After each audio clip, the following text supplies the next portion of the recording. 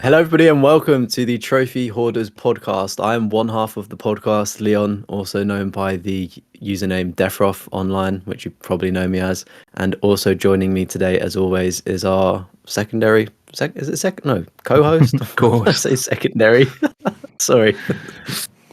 Yeah, Chris, and I go by Castromo online. And it's episode 2. Yeah, It's becoming a thing. it is actually becoming a thing. Episodes I in think a maybe row. when, yeah, successfully. I think I can't remember the stat of like making something into a habit. I think you need to do something like 5 times at least, and it I think becomes it's like, like a is it like a ingrained. month or something like that? Yeah, I Where mean it's like you do five something for a technically. month and then it's just like built into you. It's just part Yeah. of routine. Have you heard that? I don't know if it's a myth, but like people always say it about like ketchup because I don't like ketchup. This is nothing to do with trophy hunting, by the way. But What a way to start it. somebody was like, if you try a sauce or even a food that you don't like, let's just say 30 times, because I can't remember the amount of times it was recommended, apparently you start liking it. I've heard that with like chilies and stuff like that. See, like spicy food. So I'm pretty sure I've seen a guy on TikTok and he just like forced himself to enjoy spicy food, and I was like, I can't do that. I'm white as mayonnaise all the way. There's one. So it's a weird one though, like forcing yourself to like something. Like if you have to go to that extent, you probably should just Leave it.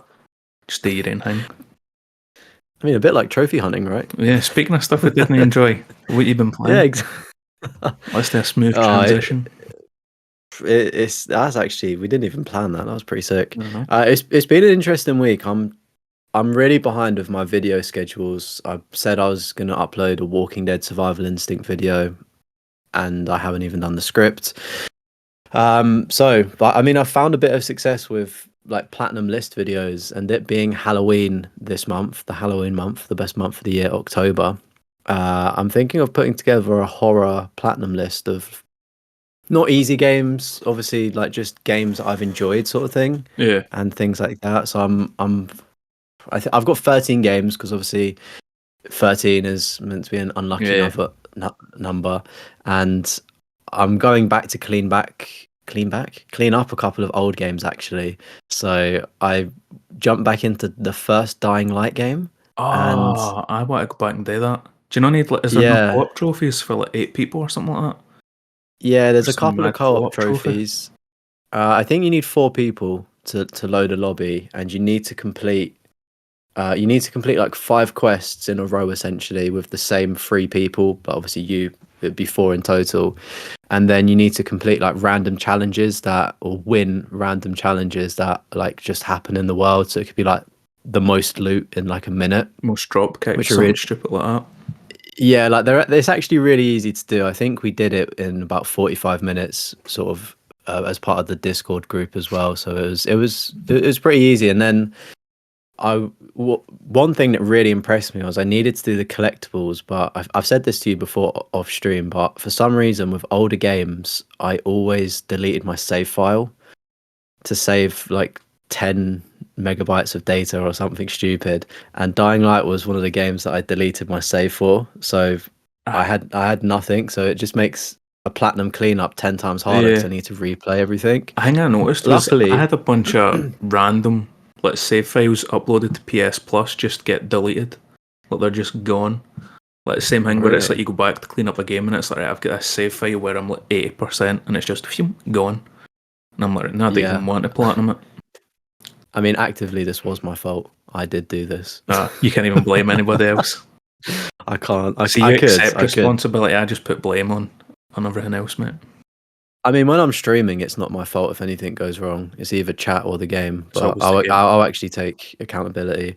But yeah, like thankfully, the co-op trophies or the single player trophies can still be unlocked in co-op, which is really sick. So I just joined someone else's world that had the entire map unlocked, and then like the 3 of us was shout out to Flash and Leon as well if they're a bit of Leon section. They helped with Ghosts, didn't they? Yeah, they helped with Ghosts as well.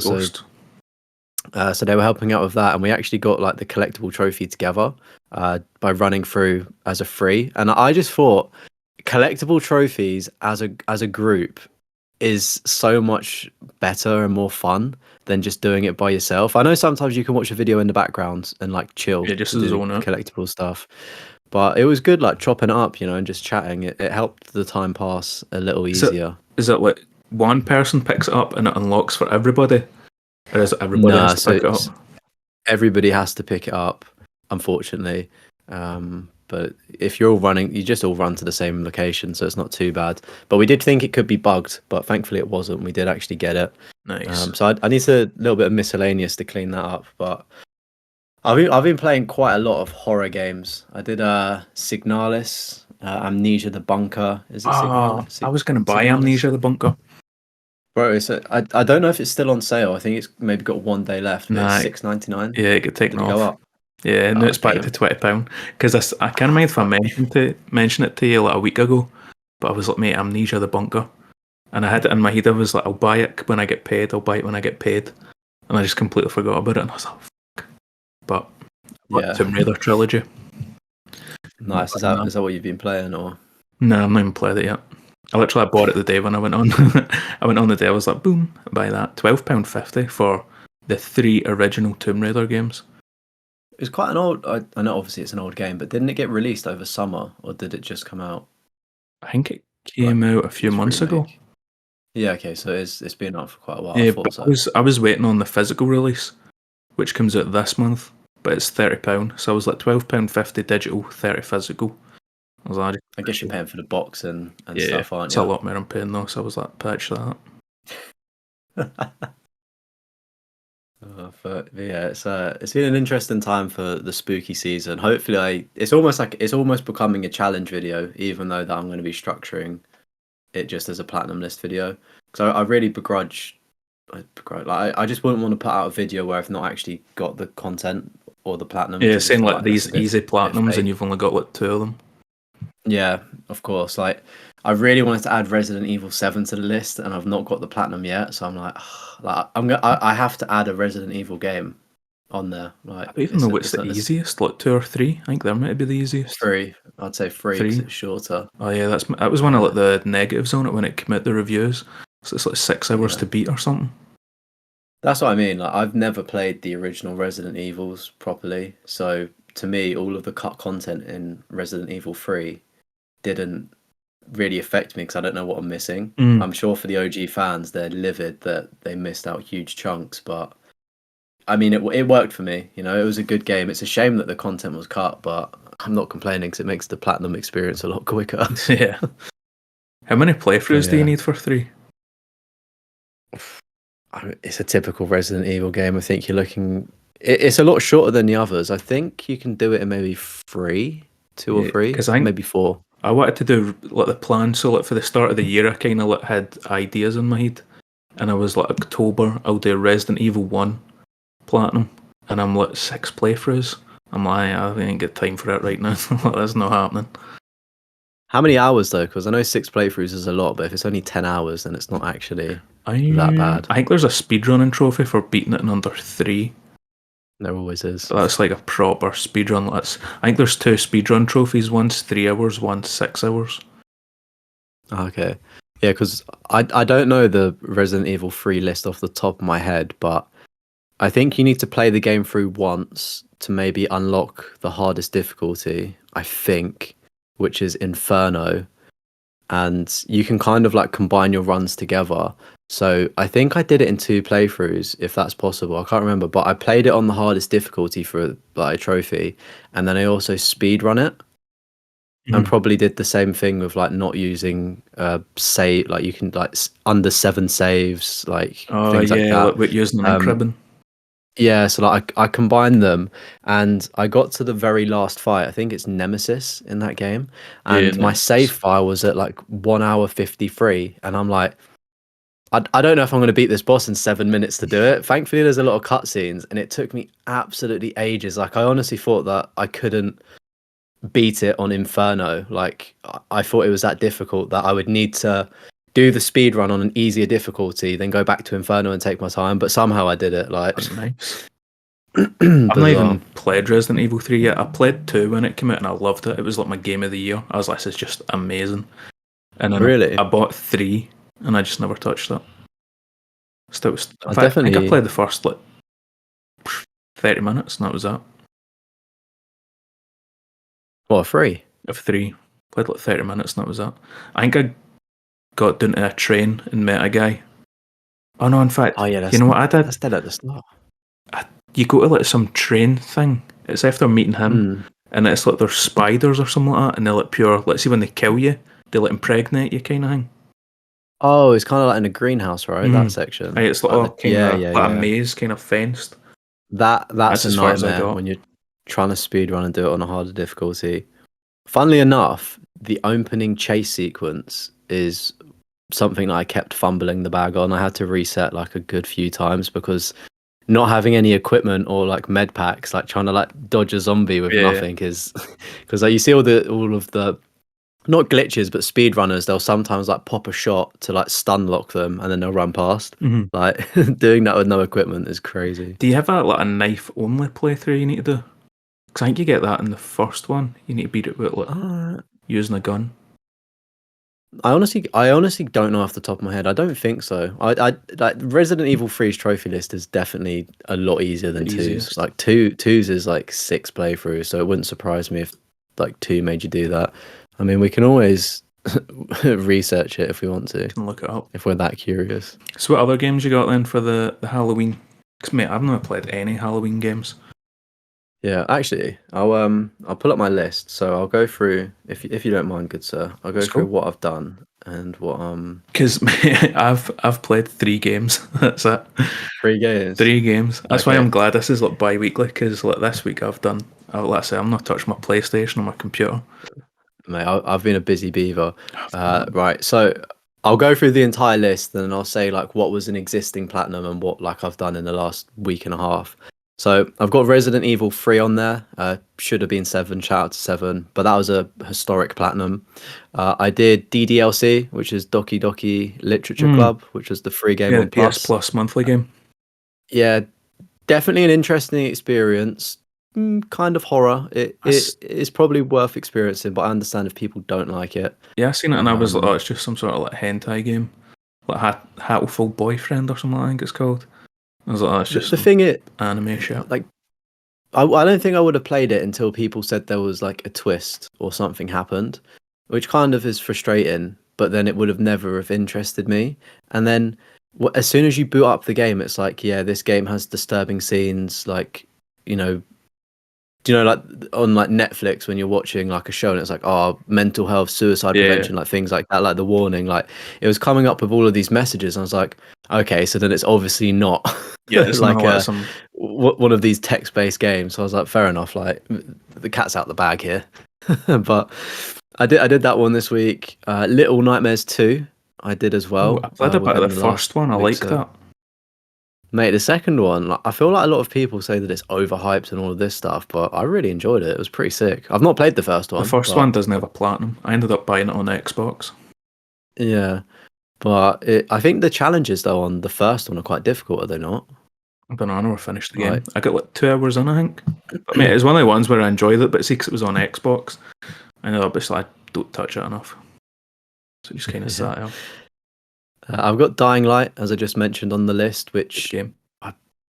Brilliant game. I want to also shout out the intro. I think it's got such a good opening sequence. That's the first game that I bought for £70. That's how hyped I was for that game. 70? Because they announced... Was that a special edition? No, it was... They announced when it was going to release, and then I can't remember exactly what happened, but something happened with the physical version, and they're like, right, release date will stay the same, but the physical edition's getting pushed back 2 months or something. I was like, no. I need to buy the digital edition. I was like, right, cool. £70. But mate, I love that game. See, just the idea, it's stupid zombies kind of thing, and then at night time it's you go feel hunted. I was like, I just love that idea. The volatiles. And it was honestly such a good game. It was, I think as well, with the PS3 era of games and Dead Island being as successful as it was, and people yearning for Dead Island 2 and it just being stuck in development hell, thankfully we got it, and I say thankfully loosely because I'm not... Yeah, you didn't enjoy it. No, I enjoyed parts of it. I think the platinum was a bit rubbish, but it was still good for, the story. It was the story that got me. It was a good game, like a fun game, but Dying Light came in at that perfect time of like we want a zombie game, sort of. I think Dead Rising 3 at the time, which is the only kind of comparable game, was an Xbox exclusive. Like we didn't really have any zombie games on PlayStation that were like that, and it just came in at the perfect time, and it was like kind of serious, but you could also relax. I say relax, it's a zombie game, but like goof around with like weapon mods and like kills. Do you know what I mean? Like it was the best of both worlds. I think it was Such a good also game. like a perfect hybrid between Dead Island and Mirror's Edge. Like with the parkour, it just like meshed pure well, and the grappling hook as well that you get, and the like, It's so final quarter. overpowered. Oh, it's amazing. Yeah, as I said, like when I've deleted my save, Flash has the grappling hook, and like he was literally like just swinging like Spider-Man across the map, and there's me like parkouring like just behind. But yeah, I put 66 hours into that game originally without a platinum, and I think I've put about another 10 hours into it just working on like the cleanup, and I've still got more to go. It's not bad at all. I think it's free I'm to play as well. Yeah, I think it went free to I'm play. pretty sure it is Yeah. free to play. Is Dying Light 2 free to play now, or we say free to play loosely? It's included in our membership that we pay for. I think the trial is available on PS it a Plus, trial? but I don't think the full game is. I think that's maybe a brutal platinum as well. Something about like traveling a certain distance. Brother, do you want to guess how many hours it is to platinum? I'll go 100. 120. 120 hours. How long is it to beat the game though? Like just the story? Not that long. Like, maybe 30. Yeah, so it's like 90 hours just on a cleanup.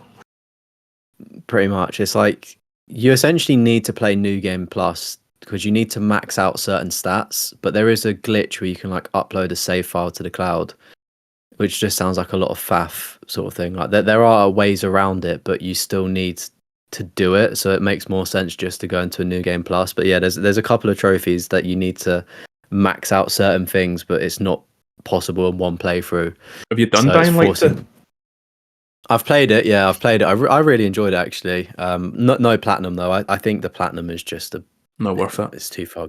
Yeah, it's honestly too much. I'd rather play other things. As good as a game as it is, but people don't really like Dying Light 2. It's like the ugly duckling of the games. Like people really like disown it.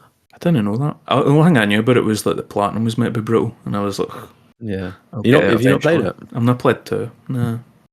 Like it's really good. The only thing that confused me is because Dying Light 2 obviously came out quite a lot, like a while. There was a big gap. I don't know how many, but there was obviously a good few years, and I forgot kind of what happened in Dying Light 1, and I was expecting it to be a continuation, but it wasn't. It's like a new cast, a new character. A new guy?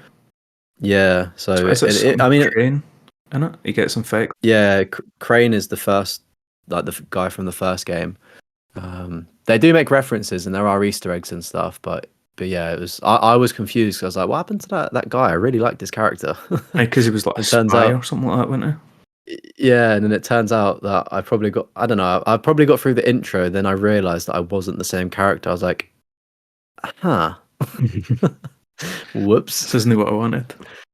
No, it was still good. I mean, if you're nitpicking at it, I guess the story is a little bit weak. It's kind of pathetic, but it's a good. It's still a really good game. I enjoyed it. Like, I would definitely recommend a playthrough. You can put a lot of hours into it as well if you're looking for a longer game. Just obviously the platinum is. Yeah, I think I'll get the platinum on this. Speaking of this tangent though, Dying Light are actually releasing a standalone game called The Beast. Oh, is that the multiplayer mode?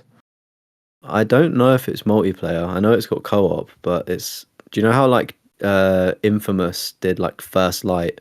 Yeah. Kind of like they dropped like a DLC mini game. I don't know too much about it, but it got announced I think in August, so it's a good few months ago now. Yeah, it's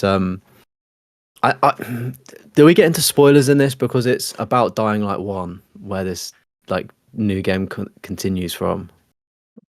I mean, it came out in what 2014? It's got to be like 2013, yeah. 2014. I'd go for it. Yeah, I mean, I can't really remember the ending of Dying Light 1 myself, but obviously at the start of the game, you do get bit So you are partly infected. And I think at the end of the game, you kind of turn because something happens. But regardless, the DLC is you're playing as like half zombie, half the original guy from Dying Light 1, which sounds like an interesting concept because it kind of fuses like the Dead Island 2, like rage, like you're infected in that as well, aren't you? Dead Island 2? Yeah. I've not played that Have yet. you played it? Spoiler! Oh, sorry, bro. You get the rage mode in Dead Island 1 though, but it's like Sam B just kind of hulks up, starts throwing haymakers. The lassie I went as throws knives. I thought everybody was just infected in all of those games. It's like Left 4 Dead. Like they're all like immune and like have power. Yeah, you're immune in Dead Island. Yeah. Oh well. Sorry, I've ruined the first hour of Dead Island for you and everybody listening. Oops. It was me going to play it as well. My bad. But anyway, there's DLC for Dying Light. I'll move on. Back to the list. Back to the list. Whoops. I feel a bit shy now. Amnesia the Bunker, a platinum that I've got within the last week as well. It was really fun. It was kind of scary. Not the worst game I've played, but it was good. The only annoying thing about the platinum is that there's some it's RNG based of where things are, which is kind of annoying, but you can get it eventually.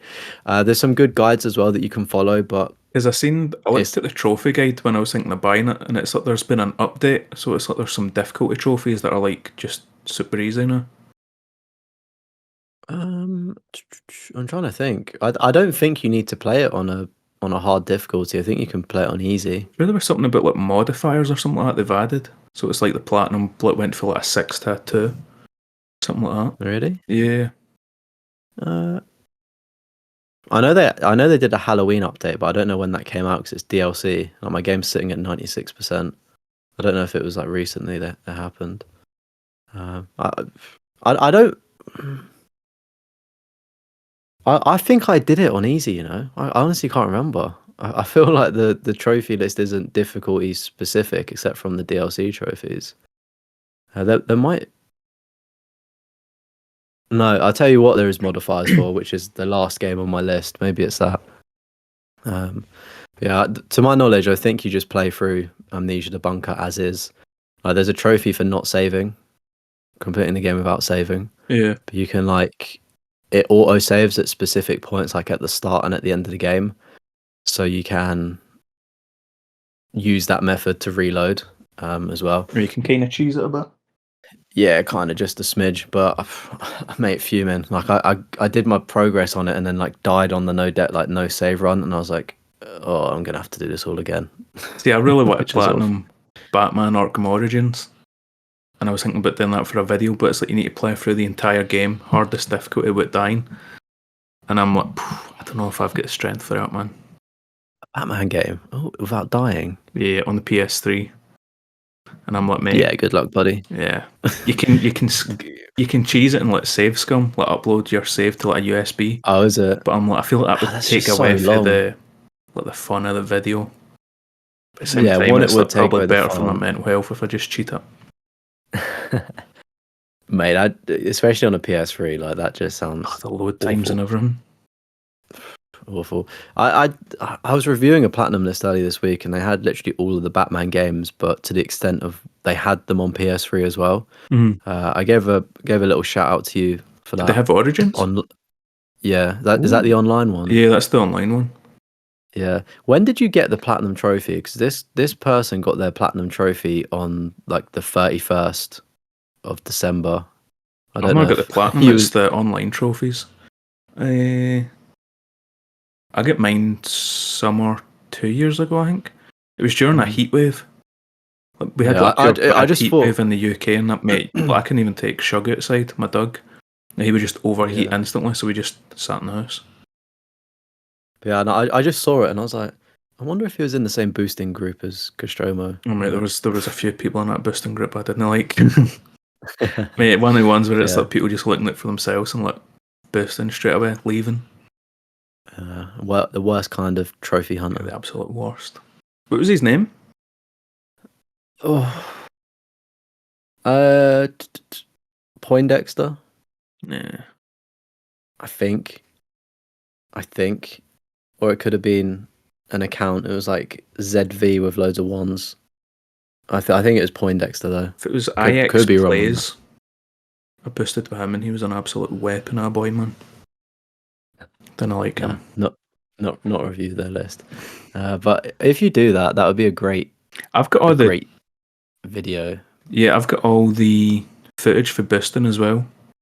So I've got everything for the online, or the footage of that. So I can do either the challenge video or I can just do the Arkham Origins Platinum as the whole video. Yeah, I mean either or. You could also bait a video to be like the problem with trophy hunting or boosting and just complain. Another one of those videos. Yeah, exactly. Moving on though, have you heard of a game called Trenches? Nah. Honestly, like, it's really weird. Like, the game itself is quite long, but you can get the platinum without finishing the game. It's one of those ones. Right. But in terms of horror, like, it is it's like World War One trenches you're in, and it is really, really scary to the point where there's actually a setting to like turn off the jump scares and monsters because there's so many of them. Like, it's an interesting one. It's a quick and easy platinum, but really scary as well. But is it like a first person kind of thing, just exploring walking simulator? Pretty much like first person horror, picking things up, you know, etc. How much was it? Typical horror game. It was dirt cheap. I'd say under a tenner. Might check it out then. Like, I think the platinum percentage of it is probably gonna be high-ish, maybe like 40%, because it is really easy to do. But I feel like it's still not popular enough, if that makes sense. Yeah. It's not shovelware, but it definitely falls into that easier category, I'd say. It's like 100%. A Telltale kind of thing, but it's mate, even easier than a Telltale. Easier than get the platinum in. I think you can get the platinum in about 30 minutes. But this is what I mean. You can get the platinum without finishing the game. Like, if you were to play the game through how you're meant to play it, it would take you a lot longer. Do you know what I mean? It's one of those ones where you can watch a speedrun guide. Next up, I have a game called Visage. Or Visage. I've seen that on a store before because it's like a kind of looks like a ghost kind of thing. Is the cover image? Yeah. Ghost, the sheet kind of ghost. Boo. Yeah. Apparently, it's meant to be up there with PT. Really? So, yeah. Just for context, if you don't know what PT is, it means playable teaser. Yeah. And it was linking to one of our later topics that we'll get into. It was like linked to Silent Hill, wasn't it? So it was like the kind of teaser for Silent Hill before they canned it. I'll let you. Kojima and I think it was Guillermo del Toro, the movie guy, were working together to make Silent Hill, a brand new Silent Hill game. And they done the teaser for it, and then at the end of the teaser, I can't remember what it is you need to do, but it's like some weird way you beat it, and then it finally unlocks, and it's like Norman Reedus is like the main character, and it's boom, Silent Hill. I think it was Silent House. What a boy. Silent House it was called. And then Kojima, Konami had fallen out, and we never got it. And there was people selling like PlayStations for like, what is it, like £700-800 just because it had PT installed on it. Kind of like back in the day when you had the Flappy Bird on iPhones, people try to sell it for like insane money. My biggest mistake was deleting it for memory. It wasn't even a big game to have downloaded. I was fuming because I had PT installed, and then my PlayStation, I can't mind what happened to my PlayStation. Something was messed up. So I sent it in. I think it was like Console Doctors or something like that it's called. And all they did was swap out the hard drives. And I was like, no. So mate, gone. No. I lost PT. I was like, I can't believe it. Mate, they probably saw that they had PT on and thought, yeah, let me yoink this and sell it. Yoink. And just took it. Yeah, apparently Visage is meant to be up there in terms of like scare factor. So I've not played it yet. I'm actually kind of concerned to go through it because you should live stream PT. It. I'm thinking of live stream it. The only problem is like I want to get the video out obviously before Halloween at the end of the month, and I'm working on The Last of Us on grounded mode on stream as well, which is also on this list. which I'll get to in a second. So it's like The Last of Us is like the big priority because Grounded is such a ball ache. It's so difficult. Solid. I done it for the remastered just to get 100%, and it is. How far are you? After Bill, we went into the town where the people are like essentially trying to rob you, and you crash the car. Yeah. And then I fell down from like an elevator in a hotel, and I'm like in a I don't want to say sewer, but like I'm in the below. I'm still like in this opening. Yeah, the flooded bit. I'm still at the start of the game pretty much, maybe first quarter. Mate, the bit with Bill I found the hardest. See the bit in the school? The school and the bit after it where it's like the van. Yeah, trying to get from do you know the bit in between the houses where you're trying to run through the houses and there's so many as well? The back gardens. Yeah, the gardens was awful. I didn't cheese it, but like, do you know when you just run a route? Like, I know you're meant to probably explore and get like the materials that you need, but I was like, I generally can't explore because there's zombies in the houses. There's like, I just kind of like ran a route, and it was the correct way I went. I was like, result. Sneak past. Because that's what I said to you in one of your streams. I was like, mate, Last of Us on Grounded is a stealth game. That's the only way to describe it. Mate, I've not been doing it stealth. I've been fighting at every opportunity I can get. You know what I never played, like I never used when I played it the first time on normal, but I ended up using in Grounded a lot, is like just punching the zombies. That's what I've been doing. It's really fun. Mate, it's combat so is really OP. Good. I never knew you could just punch the shit. Brother, imagine a zombie apocalypse and you think, I'm gonna give this I'll put my hands on him, fucker a haymaker. Slap him a bit. Do you know what I mean? Not a chance. Like, imagine if you bang them in the mouth and like, I don't know, their tooth hits you, like you're infected. Yeah, that's your game. You're gonna have to wear boxing gloves. Where were the bouncers? Where are they big Kevlar gloves, man? You seen them? Oh yeah, mate. Kevlar is just something else. Yeah, that is dangerous. I had a pair of those gloves. Did you? I don't know why. Did you ride bikes? No, they were like warm gloves, if that makes sense. They were like leather gloves, but they had a bit of like Kevlar in. I don't know why. I got given them by my granddad. They weren't for fighting or anything. They were like, just wear them in winter, boy. Because you see, obviously, if anyone, it's illegal, but you see some bouncers wearing them, and it's like Kevlar, and it's like see like around the knuckles. It's just like brick solid. I think that's what mine were. To be fair, it was like there was sand in the knuckle bit. Fuck getting hit with them. I mean, bouncers doing it. Like bouncers definitely do love just fighting people. Man, they just love bullying people. Mate, I understand that drunk people are probably some of the most annoying people in the world. Like, I get it, but some of them definitely abuse their power and like just it's like they constantly have bad days, and it's like, let me just take it out. They're constantly looking for it. Do you know what I mean? Like, obviously, some people don't help the case, but like, there's a couple like really nice bouncers I've seen, but more often than not, they generally do have a bad rep for a good reason. Yeah, I don't think I've met any nice bouncers. I met a couple. Like once you kind of know them, they're like pretty chill, but it's like it's not really every day that you get to work with like security for like work, and do you know what I mean? Like get more context to things. Yeah, I just kind of laugh along to their shit jokes and please let me in. Please let me in. Please. Yeah, my ID's not fake. Exactly. But yeah, so Visage is going to be an interesting one. Maybe I'll stream it, but it's one of those ones where there's like collectibles and I think a couple of playthroughs, so it'd be more optimal for me to just run it offline to get it. It depends. Maybe I'll try it out. So I'm looking forward to doing that one. Alien Isolation, a platinum that I've already got, but what a great game. Again, teasing some news that we have later to unearth in the sort of next segment. The Walking Dead Telltale Season 1. It's not a scary horror game, but it's zombies, right? Yeah. I think it's an absolute classic of a game. Probably one of the best. No Survival Instinct? No Walking Dead Survival Instinct? No. No. You went with Telltale instead?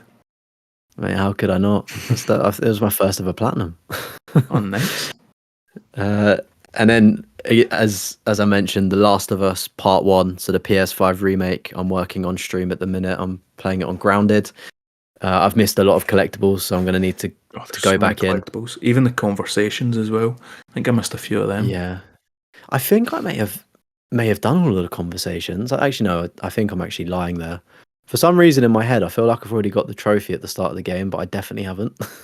Because it's even like the dog tags you need to find, the firefly pendants. They're in the most random places. It's like hidden in a corner up a tree. It's like, how was I meant to know? And then on Grounded, it's like I'm wasting bullets on a firefly pendant.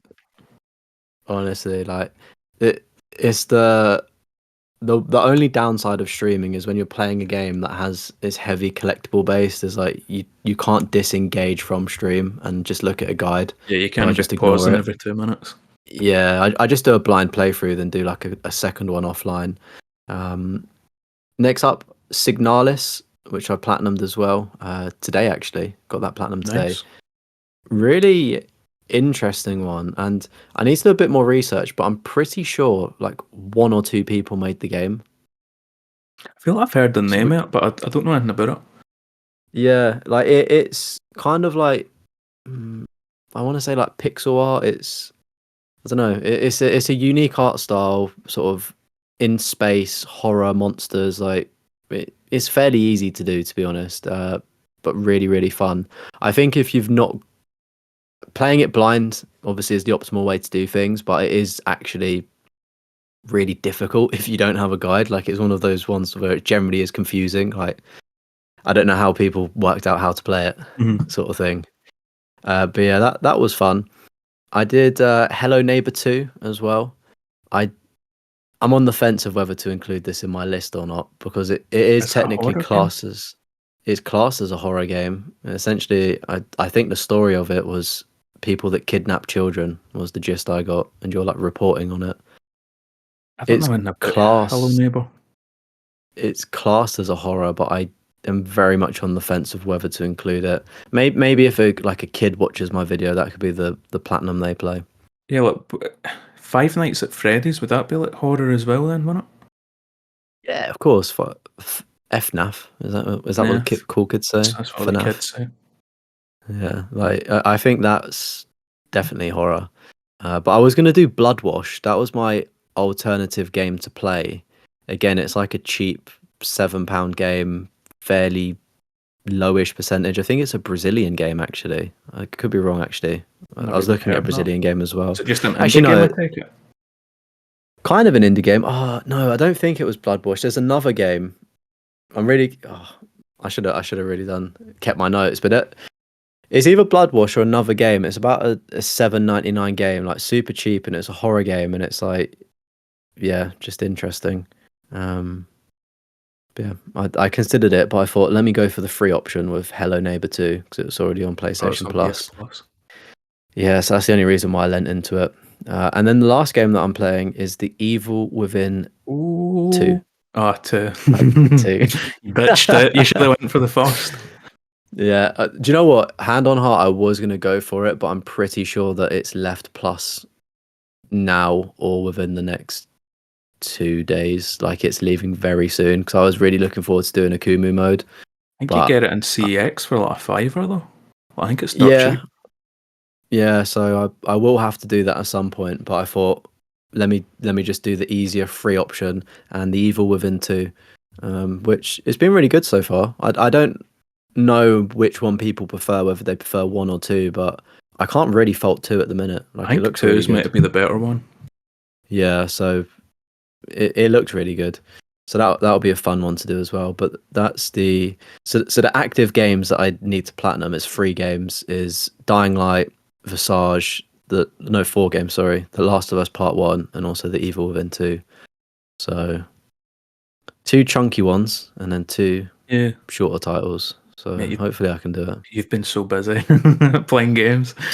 Mate, it's so busy. It's been nice, and it's weird because it's like I was looking at all of the platinums that I've been doing. I was like, oh, I'm not going to end up doing like another 30 platinums in 30 days by accident, am I?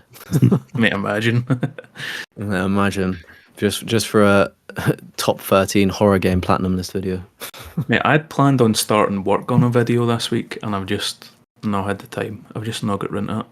And it's one of the ones where it's like I think it's a good idea. Same as I've kind of been, so I've got like 2 or 3 videos worth recorded, and I've been saying to myself, I'll get into like script writing and editing, but I've kind of accepted now. I'm like, nah, It's not happening. See, try to go back and write a script for like a video you recorded 6 months ago, a year ago. It's like, nah, I'm not doing it.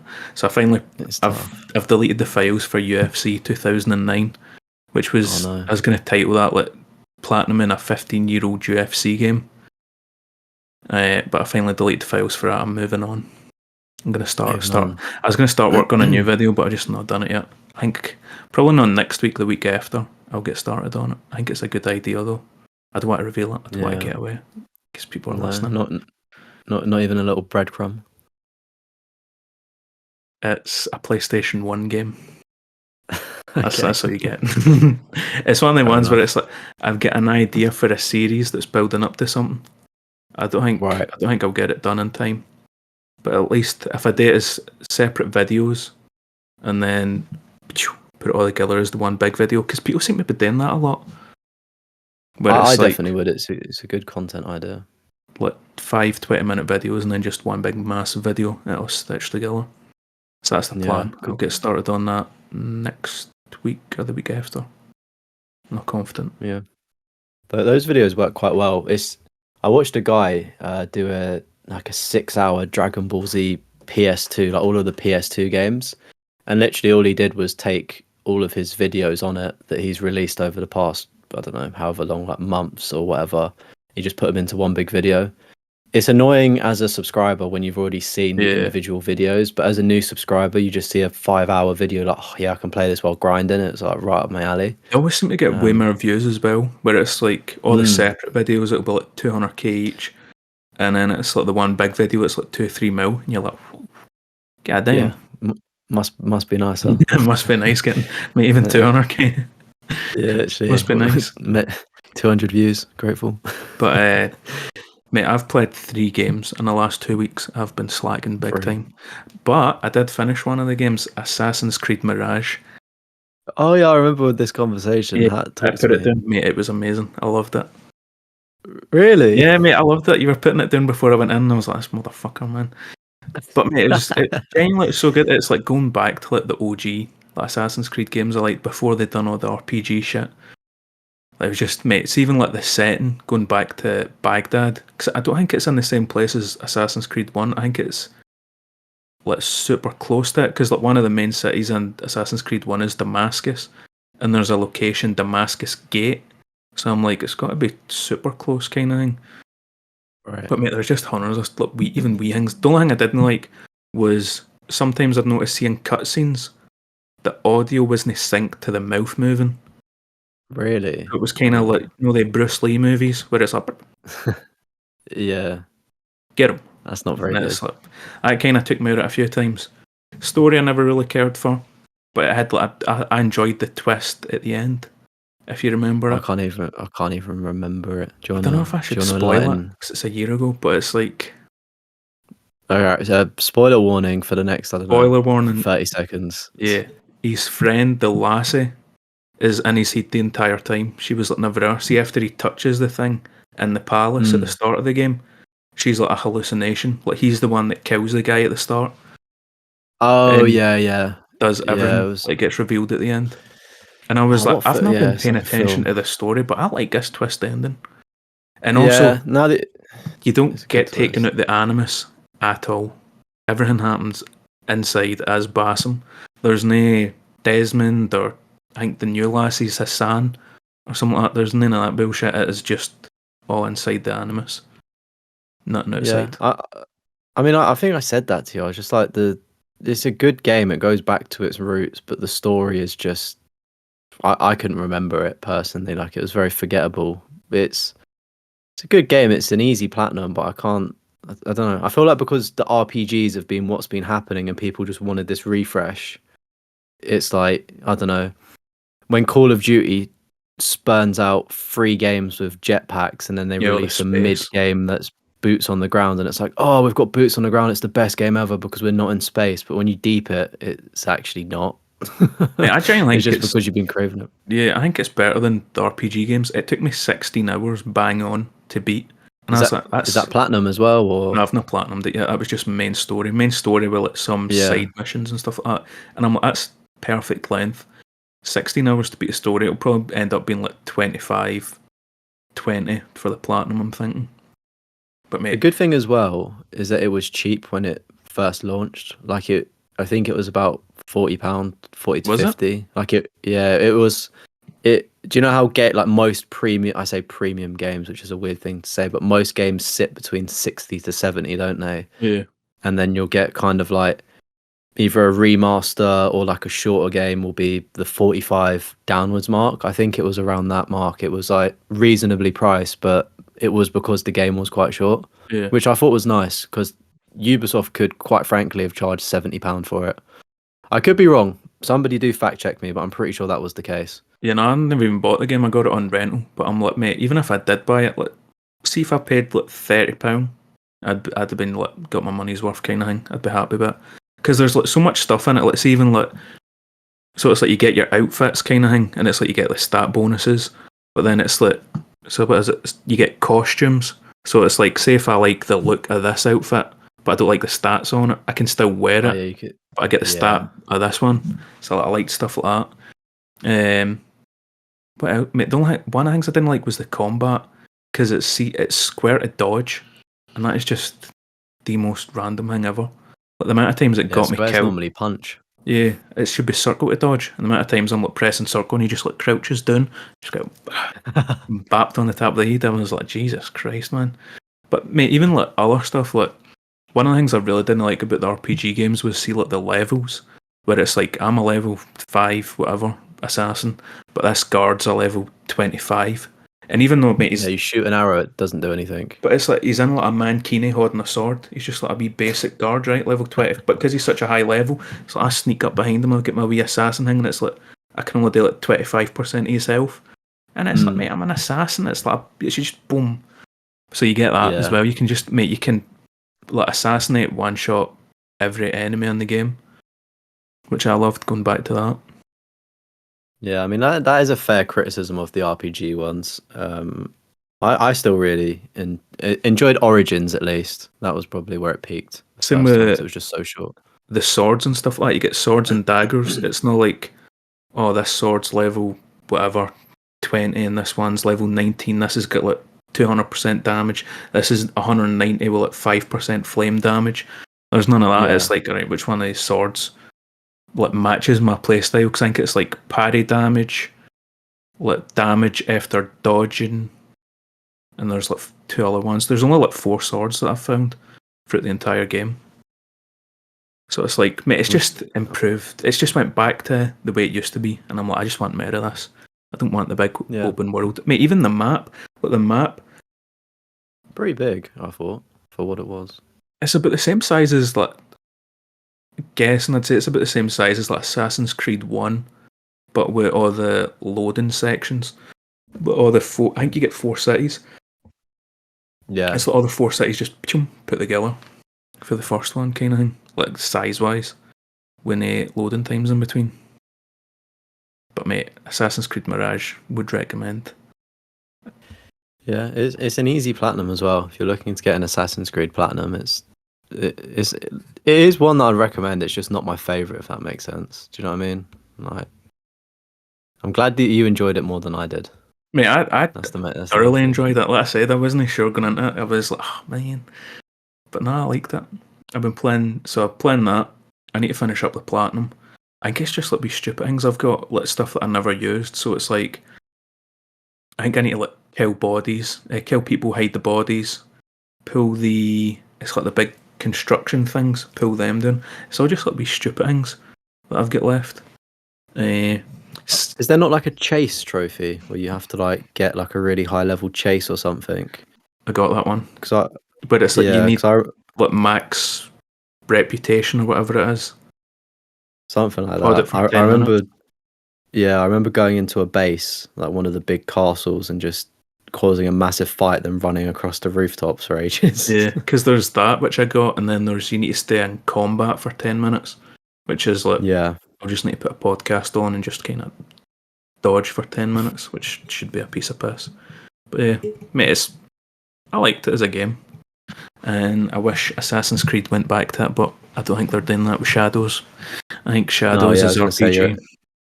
Out of luck with that one, buddy. Yeah. Unless the delay that they're doing is completely changing the game, which I doubt. But who knows? So I've been playing. I'm just making sure that Doug isn't behind me when I move my chair back, because he always lies down behind me with like, his ear flat out, and it's like right at the wheel, No. and I'm like, mate, you're gonna get circumcised in a minute. But the other game I've been playing, 63 Days, which I mentioned last episode, which is the sequel to Warmongrels. Mate, it's solid. It's so good? It's so hard. It's good, but it's hard. It's like the first mission, which is the easiest, right? Took us 3 hours to beat. And No, my word. yeah, mate. So like, in comparison, see Warmongrels, like we were taking like an hour and a half, 2 hours to beat like the last few missions. And also they're the hardest and they're big massive long things, but mate, the first mission took 3 hours and we're like, I don't know if we're gonna be able to do this. I don't know if we're gonna be able to beat this game. But I did. Maybe it gets easier. It doesn't, because we've done 3 missions. It just gets harder. Mate, it just gets harder and longer. That's what she said. But mate, yeah. But I get my first ever First Achiever trophy. See on PSN profiles, I am the first person to unlock a trophy, and it was beating a level on co-op, and that's the first time I've ever for that game. For that game, yeah. That's pretty sick, actually. So you're on the immortalized in the leaderboard. Yeah, I'm on the leaderboards, number 1 of all time, and they can't take that away. When did the game come out? It's like a new one, right? It was the day before we recorded the last podcast, so the 25th. Right, okay. 26th, something. I don't know. Something like that. But it was like 2 or 3 days after the game came out that I done it. Good stuff, though. So yeah, I get very jealous. First Achiever. Don't think I've ever got a First Achiever in anything. No, I was close with the UFC 2 Platinum. I was 17th, but it came out earlier in America. So I was like, mate. Right. And also, I wasn't really planning on getting First Achiever. It was one of the ones I was like, I'll just run through the Platinum kind of thing. Yeah. And it's like, mate, still got top 20 though. That's still impressive. Yeah, I ended up getting pushed out of top 20 though. See when like more people signed up to the website. I don't even know what I'm at now. But I was gutted about that. But mate, First Achiever. First time for everything. We need to get you First Achiever on something. Black Ops 6 maybe? Black Ops 6. Yeah. Get that early review code. Yeah, let me just stream Warzone as my full-time job, and maybe I'll get a COD code. Unlikely. But the only bad thing about 63 Days is, remember I was telling you about Warmongrels, and I was like, mate, see the cutscenes? Like the animations are so cool. Yeah. They've done away with the animations. So now it's just kind of, it's like moving pictures kind of thing. And I'm like, no, it was one of like the coolest things about it. That's a shame. It's like regressed in quality. Yeah, it's like, when you see the rebrands, like logo rebrands, where it's like pure cool logos, and then now it's just boring, basic kind of thing, modern. Yeah. It's kind of like that. It's like, man, you had something cool, and you just burned it. So I've been playing them too, and I am finally done with the online for Battlefield 3. It's finished. Woo! Mate, it's finally finished. I'm free. Honestly, man, that sounded like an awful journey that you was going on. Mate, it was dark brutal. Side of trophy hunting. It was so bad. But I finally, all the DLC trophies are done, which I'd done before last episode. Nice. And the XP, I managed to just grind that out. The day after the podcast came out, I just was like, fuck this, man. Just grinded it. Got that done. And then the co-op, which I was kind of worried about.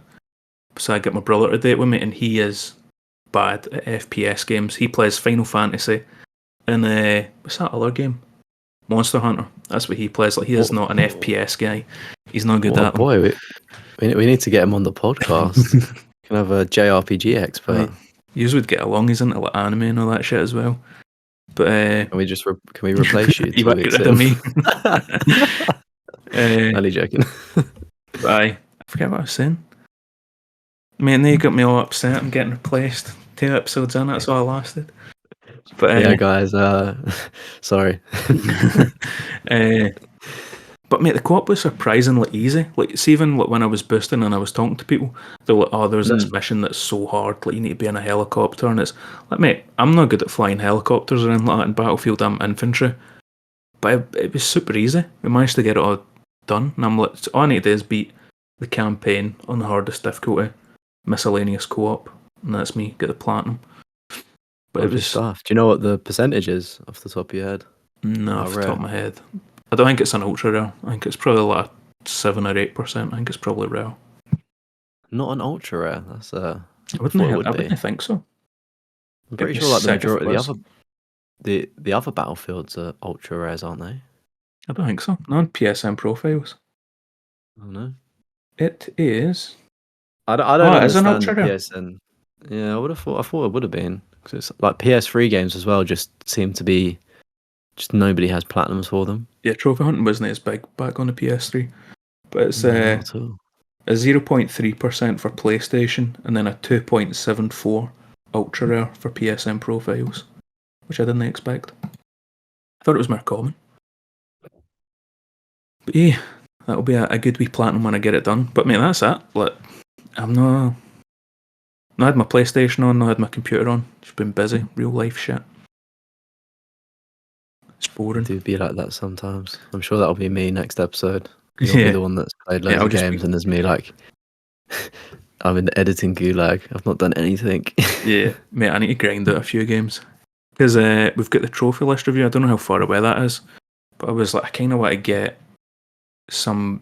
There's a couple of series I've got where it's like only 1 or 2 games is missing, and I'm like, I could probably get that if I see if I spend like a full Saturday or something, just smash out that game, boom, smash that one out. So there's a few I want to get done before then, but that's a while away, I think, isn't it? The trophy list review. I don't know. It could be soon. No, it's not soon. I reckon you've probably got about 2 to 3 weeks, maybe 4. Oh, that's not bad. Yeah. So I try to do 2 reviews a week, and like, thankfully, a lot of people have over like 100 or 200, and then I'll just hope that the other person only has like 50 or 60. But I think if there's over 200 and it's not shovelware, I'll probably just do 1 a week, just to make sure that the series doesn't die. Yeah, because I think I'm 131 platinums. And then Platinum Adam's like 300 and something. Oh yeah, mate, he's got a lot of platinums. Jeez Louise, Adam, why have you got so many platinums? He'll be there for a while. Yeah, I'm gonna have to do it. I want to have you both on the same episode, because it'll be like reviewing YouTuber platinums, like I did with John Callum and also Satire. So yeah, I'll just have to allocate a lot more time to. I think because I'm mostly indie as well. He's more like an indie game kind of guy. Yeah, he does get up to some interesting games. Like, I'm looking at it, I'm like, wow, that's pretty cool. Like, I've never seen that before. Mad obscure games. Even ones he's done videos on. There was one that's like he plays. It's like a shadow, little monster thing, jump into shadows and stuff like that. Yeah, or something like that. It was called. Yeah, that looked good. That looked really good, to be fair. And I'm like, how do you find these games? Mate, it's just the most random shit ever. Not only how do you find these games, but he's probably one of like the first people as well to like do the platinums in a way. So it's like, how are you even finding out how to do these weird and wonderful trophies? It's not like when Call of Duty comes out and it's like, there's already like 20 guide videos on how to get all the collectibles in. It's like, you need to find it yourself. Mate, I'm convinced that the devs leak like a press package of like location 1, 2, 3, 4, 5 of collectibles. Yeah, there's no way people find these so quickly, at least. I just get an idea for like a challenge video we could do. Oh yeah. Yeah, me versus you, and it would be. I'm looking for revenge. Let's get like an indie game. And we'll do a race to get first platinum. I'll have to find a good indie game. It'll need to be some obscure indie game, because I'm like, mate, I'd love to be first achiever on a platinum, but I feel like it's always like people that get review copies and stuff like that. So see if we go for like an indie game kind of thing. Maybe a bit easier, yeah. Even then though, like it's becoming more and more common that like indie games are getting, review copies and things like that as well. So it's tough for the common folk YouTuber like us trying to get content out before the big dogs, but we keep grinding, we keep doing our thing. Yeah, mate, I reckon that's an idea. With their race to first achiever. Yeah, that would be a good one, to be fair. Yeah. But that's pretty much it. That's all the games I've been playing. I bought Yeah. Tomb Raider. I already mentioned that. Bought the Tomb Raider trilogy. I didn't realise it was such a hard platinum though. It's like a 6 out of 10. I think there were 6 out of Ooh. 10s, and I was like, eesh, I thought they were like 3 and 4s. Kind of like the newer trilogy. But I want to platinum the Tomb Raider trilogy. I want to do the new trilogy. I want to do the old trilogy. Hold on. In fact, Do you the know middle the trilogy as well, because you get Tomb Raider, Rise of the Tomb Raider, Shadow of the Tomb Raider. You get Tomb Raider 1, 2, 3, which was on PlayStation, and then you get Anniversary, which is a remake of 1, Legend, and Underworld. So there's 9 Tomb Raider games, 10 if you include Lara Croft Go. I want to get all them. what a game. Mate, It's the only one I've got. yeah. Mate, it's like, see the Go games, they're like stupid wee games that I used to play on my phone, but they're good. Let's see, just like I really liked real them. time and think about them. Yeah. Mate, they were Good decent fun wee platinum, games. easy platinum, but good. Yeah, for the Tomb Raider games, because it's like a collection, do you still get free platinums, or is it one platinum So embedded? when you buy the digital version, you get the PS5 and the PS4 version. PS5, Right. you get 1 platinum for all 3 games. PS4 Mhm. version, you get a plat each game. So Right, I've done the okay. PS4 version. Because, like, I Why have mean, they done that for PS5? mate, it annoys me. Same with Call of Duty as well. Like Modern Warfare That's 3. some Black that Ops is 6 is something going to be the else. same. It's like, just I don't even Uh, want to play the game now. I don't know if it's possible, and hear me out of this. I said this in my live stream the other night. Call of Duty have settled on using COD HQ. So if you don't play Call of Duty, essentially you boot up the Call of Duty app on your console, and then there's a dashboard, and you click whatever Call of Duty game you want to play, and all of the trophies subsequently are now linked to Modern Warfare 2, and Modern Warfare 3 is in it as DLC, and the new game Black Ops 6 is also in that as DLC. Now hear me out with this. I don't know if it's possible, but on your trophy list, it says COD HQ. Within COD HQ, it breaks down the games, right? Mm-hmm. I don't know if you can have platinum trophies within DLC or if they can restructure it, but you keep the COD HQ rubbish they want, and then in the menu, just like DLC, it will say Modern Warfare 2, you can get a platinum. Modern Warfare 3, you can get a platinum. Black Ops 3 or 6, you can get a platinum. Do you know what I mean? Like, so you can Yeah. still get these The platinums. thing is, as well, see Battlefield. I'm trying to go when they started it. I think it was Battlefield 1. Like, you could play Battlefield 1 and they added like a wee sidebar thing that would pop in, and you'd go into that wee menu and you could start the application for Battlefield 4, 5, and Yeah, I mean, it's like a launcher. yeah, so it's like, mate, it's the same thing Call of Duty's doing, but Battlefield, you still get all the separate platinums. It's like, I don't know why they want to bundle it all together. I don't know. It is honestly one of the worst pieces of design I've seen, and the big problem is that I've not met a Call of Duty fan that likes the way that they lay out their menus now. I think people refer to it as Hulu menus. I don't use Hulu because I'm not from America, but apparently it's like Hulu tiles, and people don't like that, or they don't like it in COD especially. No, I tried the Modern Warfare 2. I was like, I'll try that online. And mate, see, trying to navigate the menus, I was like, I don't have a clue You what I'm doing. can't. Mate, the worst thing is when you've not played it in ages and you want to play Warzone, which is a free-to-play game, and you have to download like multiple assets from Modern Warfare 2, Modern Warfare 3, whatever, and then trying to find a game is the biggest issue. Unless it's like on the suggested feature bar, good luck. Like honestly, good luck. Like it is a nightmare. Yeah, no, I think I'm probably done with Call of Duty. Like, I still want to go back and platinum like the older ones. Like, I still want to. Like, I know you're on Infinite Warfare. I want to get that platinum eventually. But I think Did you do the multiplayer for the Infinite Warfare? I've done the Like the multiplayer, pub but I've trophy? never done the zombies. Oh, did you want to join me in the zombies? Yeah, we can do the zombies. I don't know how hard it is. Somebody in my chat earlier said it gets easier the more you play it. I guess once you know So the it's like map. leveling up, maybe.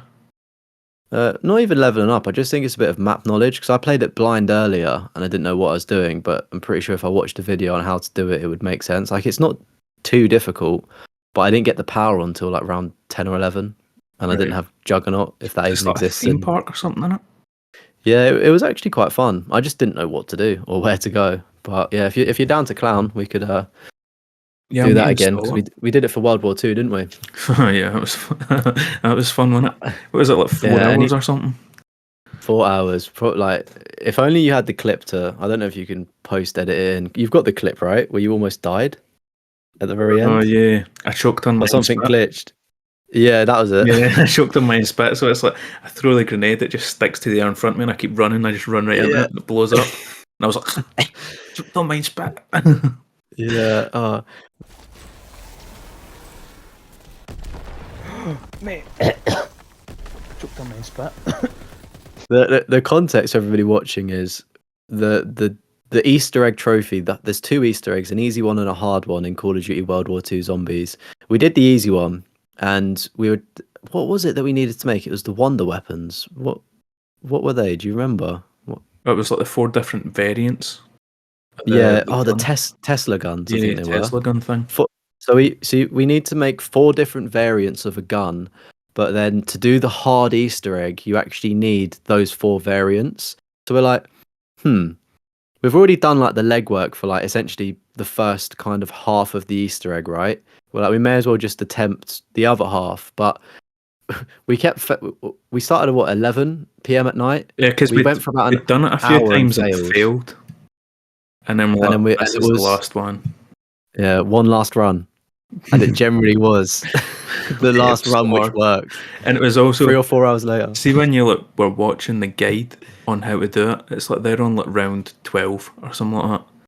We're on round 30 or something. Like it's just Yeah, it chaos. was way too high, It way was too so hard. hard. Infinite Warfare is definitely going to be a lot easier. Yeah, we'll like I pray it has to be. It can't out be it as hard as that beforehand. game. But mate, I'm just done with the new Call of Duties. I'm not interested in them. I'll stick to the OG I ones. think Black Ops 6 is the last dance for me. If that sucks, then I'm out. Sink or swim. That's the decider. Yeah. Verdansk's meant to be coming back next year. That's got to bring everyone back. That's what we want. Surely. He's been asking for. I was never into Warzone. People just hiding Mate, in buildings when I played it. Lockdown was a perfect like night shift, lockdown, Warzone. Yeah, just Perfect. grinding it. Do you know what I mean? The memories, like such good memories. Mate, lockdown was like, see, looking back on it, it's like, mate, I wish I could do that again. I can't believe it lasted so long. I wish I could do that again, but like take YouTube serious instead of just fucking on Apex with my pals. If I was like, right, I'm getting paid for not working right now, let me like double down on YouTube, see what I can do. I think, mate, for me, lockdown happened at the worst time in life. Like I think I was still in uni for part of it, and then like graduated through a pandemic, didn't have a graduation, and then also came out to not having a job. And it's like, it's really hard as a graduate to find a job if you're not being a lawyer or like if you don't have a specific path. It's like really difficult to find a job in general, actually. Yeah. And then it was like, oh yeah, like we can't actually hire anybody, so you don't have a job. I was like, what am I like? Or like it was a great time, you know, for gaming and stuff. And it's like, as you said, I wish I took YouTube seriously then, because I would have had 100% of my energy on it, but too busy just on Warzone. Yeah, no, I was just getting drunk on Apex every night. That's all we done, man. Everyone was doing like quizzes as well, weren't they? Like Zoom quizzes came into fruition a lot. Oh yeah, clapping for the NHS, getting that done as well. Yeah, I wasn't doing the hand clapping either. So what else you been playing then? That's us running through my extensive list. That is it. Within, I think between now and the last podcast, I was playing Lollipop Chainsaw Repop. Oh yeah. And I had my issues, and I went back to it end of last week, I think. And honestly, mate, I probably had the worst experience as a trophy hunter playing the game. And I was very tempted to just record a very, not rageful video, because I'm not that kind of person, but like a more kind of just, you know, a straight rant. And I've kind of let the dust settle over the past however long since I got the platinum, like 5 days, and I do still think I'm going to release a video saying do not platinum this game, but it's just going to I don't know. I was just more interested to see, like, once I kind of calmed down from, I say head loss, like I was raging. I wasn't. I was just really frustrated. But Yeah. I was like, I just want to see if my opinion is the same, and it still is the same with a level head. Like it's awful. It's the worst game I've ever played. Mate, the worst game you've ever played? I honestly think that the Walking Dead Destinies and Survival Instinct are better than Lollipop Chainsaw Repop. Hey, that's some statement. It is, and do you know what though? It's like, let's ignore the PS3, like the original port, because I honestly would rather have played the PS3 port because I think that would have been a lot better. I think that's the optimal way to play it. I know not everyone has a PS3 or a copy of it, but it's like to me at least, they butchered the PS5 version. Like I don't know what's going on with it. It's like they've copy and pasted the game, but added a bunch new bugs and glitches into it, which I don't get. What's wrong with it then? Like, what's Where do your I start? problem? There's the, I don't know if it was in the original, but do you know the time attack mode? So you need to complete the game in one playthrough, and each chapter is permadeath. So if you die, you just go back to the start of the chapter, pretty much. No, I don't think it had that. It had score attack. Okay, so slightly different, but yeah. So you just need to complete the game in this mode, and people recommend it's what, 2 to 3 playthroughs, depending on how you do it. I did my first playthrough on stream on normal, just to get a feel for the game, and then most people do a second playthrough on hard to get the collectibles, and then a third playthrough on time attack. Mm-hmm. This is my own fault, and I'll hold my hands up. I did time attack on hard mode to unlock the collectibles, and also like the sub boss zombies, like the zombie bosses that are collectibles but don't appear in the normal game, right? Thankfully they appear like thankfully everything appears in time attack mode. And it wasn't bad, right? I had a couple of soft locks early on, fine. Yeah, it is what it sent is. me footage of some soft locks. Yeah, so I got to, so what we can see now is this is stage 1, and this was actually on my second attempt of doing time attack mode because I actually had to reset it. But as you can see, like the camera angle isn't meant to be like this, and it's stuck. And I meant to chainsaw through a wall, and I can't. And I've actually added the clown costume because I generally felt like the biggest clown playing this game. Like, but so that was like what happened early on, and it's not just like, it happens throughout the entire game where there's issues. In stage 5 was particularly bad because trying to fight Lewis, which is the end boss fight of that stage, on hard is, as you would imagine, quite hard because the boss's difficulty goes up and there's more attacks to learn. But my issue was that I think I spent, that doesn't make sense in English. I spent about 3 hours trying to get to the boss fight because I kept having to reset because of the game's soft lock-in. So it would be like you have to chainsaw down like 4 pillars, and the pillars wouldn't, like, you couldn't chainsaw through them. Like, it happened to me multiple times, and I was like, I can't even get to Lewis to practice Lewis. So I think I made it to him twice out of like however many attempts over about 4 or 5 hours in total. And with a permadeath mode, you can't back out of the mode either.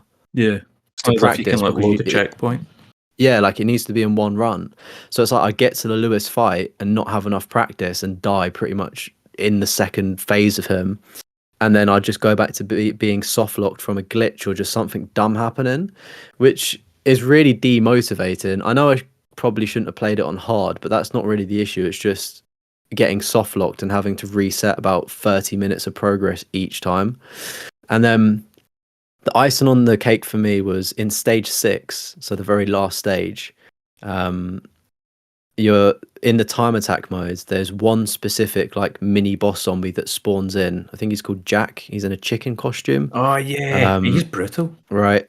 So that, again, there's a clip of that as well. I don't know if you can pull that up. But essentially, he's on an imaginary line, right? And this imaginary line jumps you into a cutscene if you It's go stage past it. 6 cutscene. So the final zombie that you can only access in the time attack mode at the very end of the game after about, I don't know, 3 hours if you're on normal, in my case like 8 hours because it took me so long with the soft locks. He goes like beyond an imaginary line, like the wall. Yeah. And if you step through it, you can't kill him and it puts you into the next mission, right? Or the next part of the mission. And he's And the gone. worst, and he's gone. So then you have to reset the entire run just to find one collectible zombie. And the icing on the cake with the cherry on top and the sprinkles is this mode is meant to be permadeath on the chapters, right? Right. So I was talking about having to reset the Lewis bot, or not reset, but I get soft locked and have to redo it. You die on any of the stages, you go back to the start of the chapter. Please tell me why in stage 6 that if you kill yourself or die, you don't go back to the start of the chapter. You go back to the last checkpoint. And do you know where the last checkpoint is? Where between Jack and loading that cutscene, you can't go back to him. Mate, it's just the worst luck. I don't understand from a game development point of view, if you're doing a permadeath chapter mode for the final chapter not to be consistent. That's my thing with games, just be consistent. Mate, and they weren't. I'm So I had to replay it again. It's not only that as well. The load screen, right? I don't understand how the render quality of the load screen that I'm seeing for about 75% of the game is awful as well. Like, it looks like she's tweaking out on meth or something. Like, her eye is twitching. And I don't understand. Like, it's the yellow load screen. And I don't know if anyone else has this issue. But like, her eye kind of like twitches up and down. And on my console at least, it was like 144p quality. It was like a potato quality. And I'm thinking, how does that make it into the final build of the game? Like, it's such a tiny thing because it is a loading screen, but you do see this for a lot of the game. And it's such a minute thing, but it's like they didn't even get the basics right. Like, I could put that into a free photo editing app and upscale it. You know what's weird about it? It looks AI. You ever see the AI art and it's like there's just something wrong with it, kind of thing? Like too many like the fingers are messed up, or there's just something off. Yeah, that's what it looks but I mean, like. It looks like AI, kind of. But like, I still think if I was to put that into an AI jet, I need to test it myself. But I reckon the AI that I use on Canva would be better than this. I just think I think it's really poor from whether it's the art team or I don't know what happens in game development, but I just think I don't know how you're releasing it like that. Like, can't you send it to the artist to remake the image properly? You know, just commission an artist to redo it or make a new one. I know the fans wouldn't like that because it's a change, but do you know what I mean? Like, just put good quality stuff in the game. It was just a lot of things. Like, the combat felt a bit sloppy. It felt out of sync. You know, trying to do some of the QTE sections, it didn't work very well. When you're doing your chainsaw dash, it happened to me in stage 5 as well. I'd try and like chainsaw dash up a ramp, but it just wouldn't register and jump me over the jump. And I'm like, how? I've pressed the right buttons here. Have they even played through the game before shipping it? Yeah, it at least in its current form in October 2024, or technically when it came out in September 2024, it just wasn't in a finished state, which I think is quite disgraceful, to be honest. It's really disappointing. It was £35, so it's still though.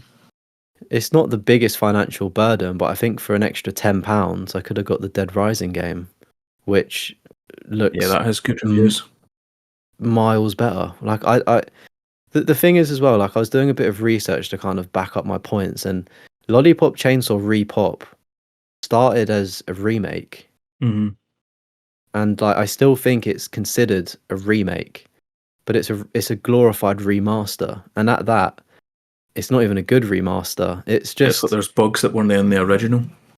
Yeah, exactly. It's like I don't know anything about game development, so I can't comment. I'm sure it's very stressful, but it's I think they would have literally been better just copying and pasting the PS3 version. I think they've pumped it into Unreal Engine 5, which may have caused these issues. So it is somewhat a remake, but it still looks like rubbish in my opinion, because it just looks like a remaster, which it's been marketed as a remake. Like it's I know a lot of Lollipop Chainsaw fans aren't going to want to hear that opinion, but thank you for listening, and hopefully there's some evidence on screen of the issues I faced. I know some people though that have played it and not had any problems, and I'm jealous because I really wanted to get behind this game because I thought I was really going to like it, but my experience was just really soured, unfortunately. Yeah, it's a shame because, mate, I played on PS3 and I loved it. I went in with super low expectations, and I came out and I was like, I actually really enjoy this game, and I was hoping you would enjoy it as well, because I think I'd been hyping it up to you, kind of thing. Well, that was the thing. So I was like, oh, Kashrama really enjoyed it. Like, it's on PS5, so it's got to be better. Yeah. Like, you expect things to be better, but it kind of goes back to the thing that I always say of like PlayStation 3 games. There's probably a couple that still hold up well, but in general, they don't really play the greatest. Like, they are janky. They're quite slow. Like, modern gaming is quite slick and fast, and like we expect a lot now if we're always playing on a PS5 or PS4. Like, and I just think that game is an example. Like Far Cry 3, for instance, I think is really really janky now on the classic edition at least. It just feels too slow, kind of thing. It just feels too slow. It just, I don't know. It doesn't help when the buttons feel a little bit delayed as well. Like, it's a shame, and some people might feel the same. But the only takeaway I would say is don't pay full price for it. Wait for it to go onto a heavily discounted sale, preferably 0.00. And you can get it on PS Plus. When you can get it on PS. I don't even think PS Plus would want to put that on their catalogue, to be honest. I think it's also a good reminder that sometimes wait for reviews to come out. Because I've seen a lot of people saying about the bugs and stuff like that. Yeah, I mean, it's a bit of a weird decision to do a Nintendo Switch port, but they ported it to Nintendo Switch, and I mean, as you would expect, it's not performed the best. It makes sense in my head. That wouldn't have been my first choice of console to play it on, but obviously that's, what some people like playing their games on, and it's a shame that it's not optimized properly for that, but don't release a game on that system if it can't handle it. Yeah, I've never been a Nintendo guy. I had a Game Boy when I was a wee kid, that was that. And then the Wii. Played a bit of Wii Fit, got called a Beefs, and that was it. Put that away. Get rid of the balance board. The good old balance board. Yeah. But anything else? But yeah. What about Lollipop Chainsaw? I can go on for years, mate. How was the platinum then? So you get the platinum for it though? You finished it up? Yeah, I got the platinum. It's one of those things where I do urge people when it comes to trophy hunting, like, if you're not enjoying something, stop. But it wasn't like a skill issue that was the problem. It was the game just being glitchy that was the problem. I'm like, I can do this. Like, I can walk through it in my sleep. Like, it's actually an easy platinum to get on paper. Mm-hmm. It's a bit like the Crisis games, which are kind of buggy at times. It's like you're battling through an uphill battle against a game that doesn't run properly. The game's trying to screw you over. Exactly. Like, that's the biggest challenge. Like, hoping that the game doesn't crash. Like, it's crashed on some people as well. Do you know what I mean? Like, loads of bad things have happened to various people. But the interesting thing as well is that IGN, I know IGN aren't the most reliable source nowadays, and they've got some very dodgy opinions, but they refuse to review Lollipop Chainsaw Repop, which I thought was quite interesting. Ooh. Yeah, they said that it's a remaster that's not changed anything, so we don't feel like it's essentially worth their time to review, which caused kind of some outrage because people are like, why aren't you doing it? You've done it for other games. But I'm like, well, maybe they should just do that for all remasters, because nothing actually changes unless it's a remake, like Final Fantasy VII, for instance, like where it's actually like different. Yeah, proper rebuilt, like Mafia Definitive Edition. Exactly. Stuff like that. I mean, even the Dead Rising Deluxe remaster thing that came out at the end of September, like, that's in the the Resident Evil engine, I think. So it obviously looks amazing. What did you save for your final trophy for Lollipop? What was the platinum pop? I was trying to save, do you know I don't know what it's called, but like the skirt one? I swear I did it by mistake. Yeah, do you know how that happened for me? How? I'm pretty sure I got it in a cutscene in stage 2 on the pirate ship. So I didn't even look up the skirt. Like it just happened and popped. So I was like, yeah, just randomly. I was like, oh, that's a shame. The platinum pop was the Jack, like the duck or the chicken zombie guy on time attack mode. That was the last one I needed. Mate, that's Lollipop Chainsaw is my favourite platinum pop because I saved that for last. The looking up Juliet skirt. That's one of my favourites. Honestly, I really did want to love it. Like the story it's goofy, it's fun. Do you know what I mean? Like it is what it is. Do you know what I mean? Like tongue in cheek. Like it's not bad. Yeah, I enjoyed the humour in it, the comedy on it. Yeah, but when you deep it as well, it's not a long game. What, like 4 hours, 5 hours? Yeah, I think it was like an hour per level, so about 6 hours, something like that. I mean, I know not everyone's going to speed run, but like there's speed run for each chapters, like trophies, and you need to beat like your dad's score. And I think the longest mission's like 36 minutes. Yeah. So that just goes to show how short they can be. So I don't know. I think selling a game for £35 that lasts about 5 to 6 hours is also a bit of a scam. I think it should probably be about £20 or maybe 15. Yeah, especially all the bugs as well added on top of that. Like you're just. I mean, do you know what? The bugs are the reason why I played the game for longer. So they're technically winning. Like the player number percentage is going to be huge. But in all honesty, like it's a really short game. I don't think it should be that expensive. But even on that, personally, that's one of the things that annoys me the most about PlayStation is the refund system. Let's say on PC you can play a game, doesn't matter how. Look, there's a guy, Trance. I don't know how you pronounce his name, but it's like he'll get all the achievements in a game, or he'll like beat a game in under 2 hours. And on Steam, if you beat it if you've played less than 2 hours, doesn't matter how much of the game you've completed, you get the full refund.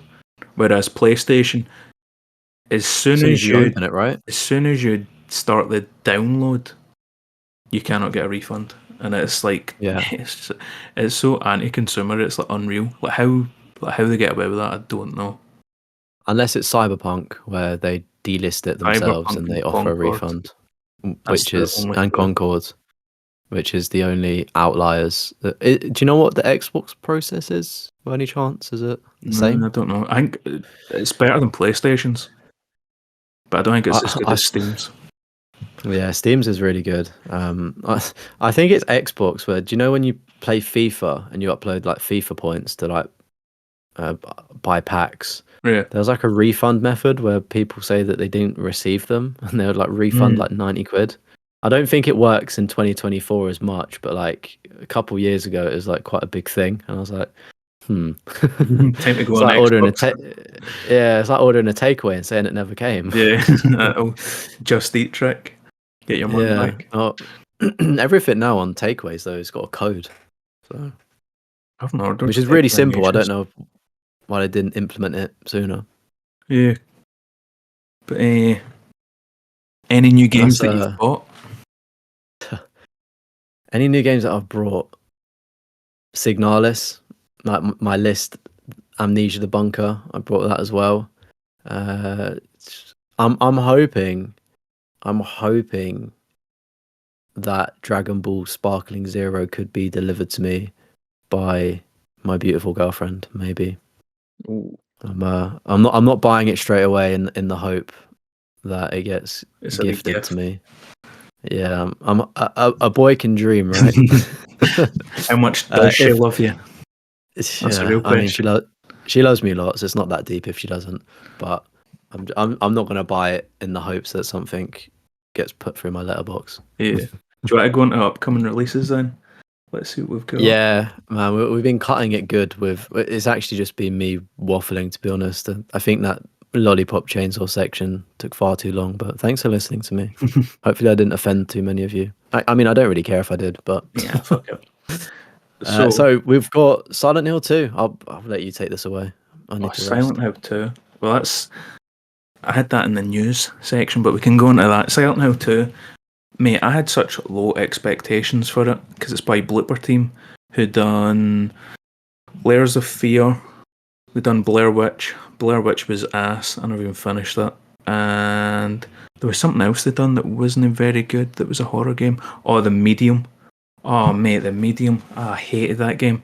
I only platinumed it because at the time I was so trying to get. I wanted Dead Space as my 100th platinum, and I'd already sorted everything out. So I was like, right, number 99 will be The Medium, and I started playing it. Mate, it's such a bad game, and they hyped it up as like from like creators from the original Silent Hill and all that stuff, and I was like, ooh, mate, this will be good. Absolute ass game. Anyway, Blooper Team. Sorry, wait. To jump in, did they make the original Silent Hills as well? Nah.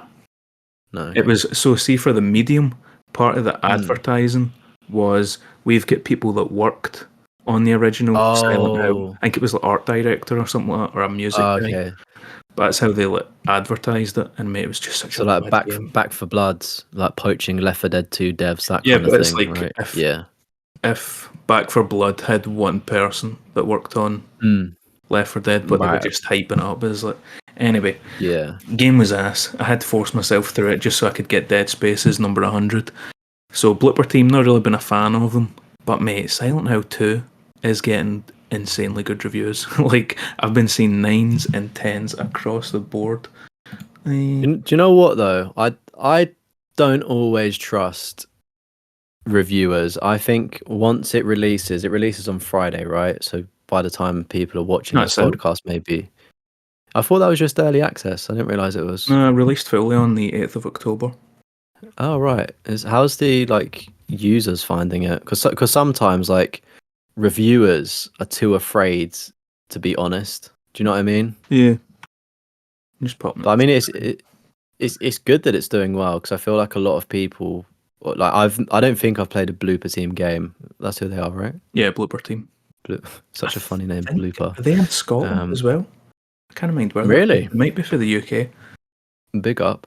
But yeah, it's like the only thing that I knew, it's exactly what you said. I heard your point exactly in a Snamwages stream, right? Snam was just saying that they've dropped a lot of questionable games, and it's kind of almost funny to see that they've dropped a really good game because the expectations were so low, which is a shame, really. But I guess it's hopefully they can use this as a positive spin and start pumping out some good games, maybe remaking another Silent Hill.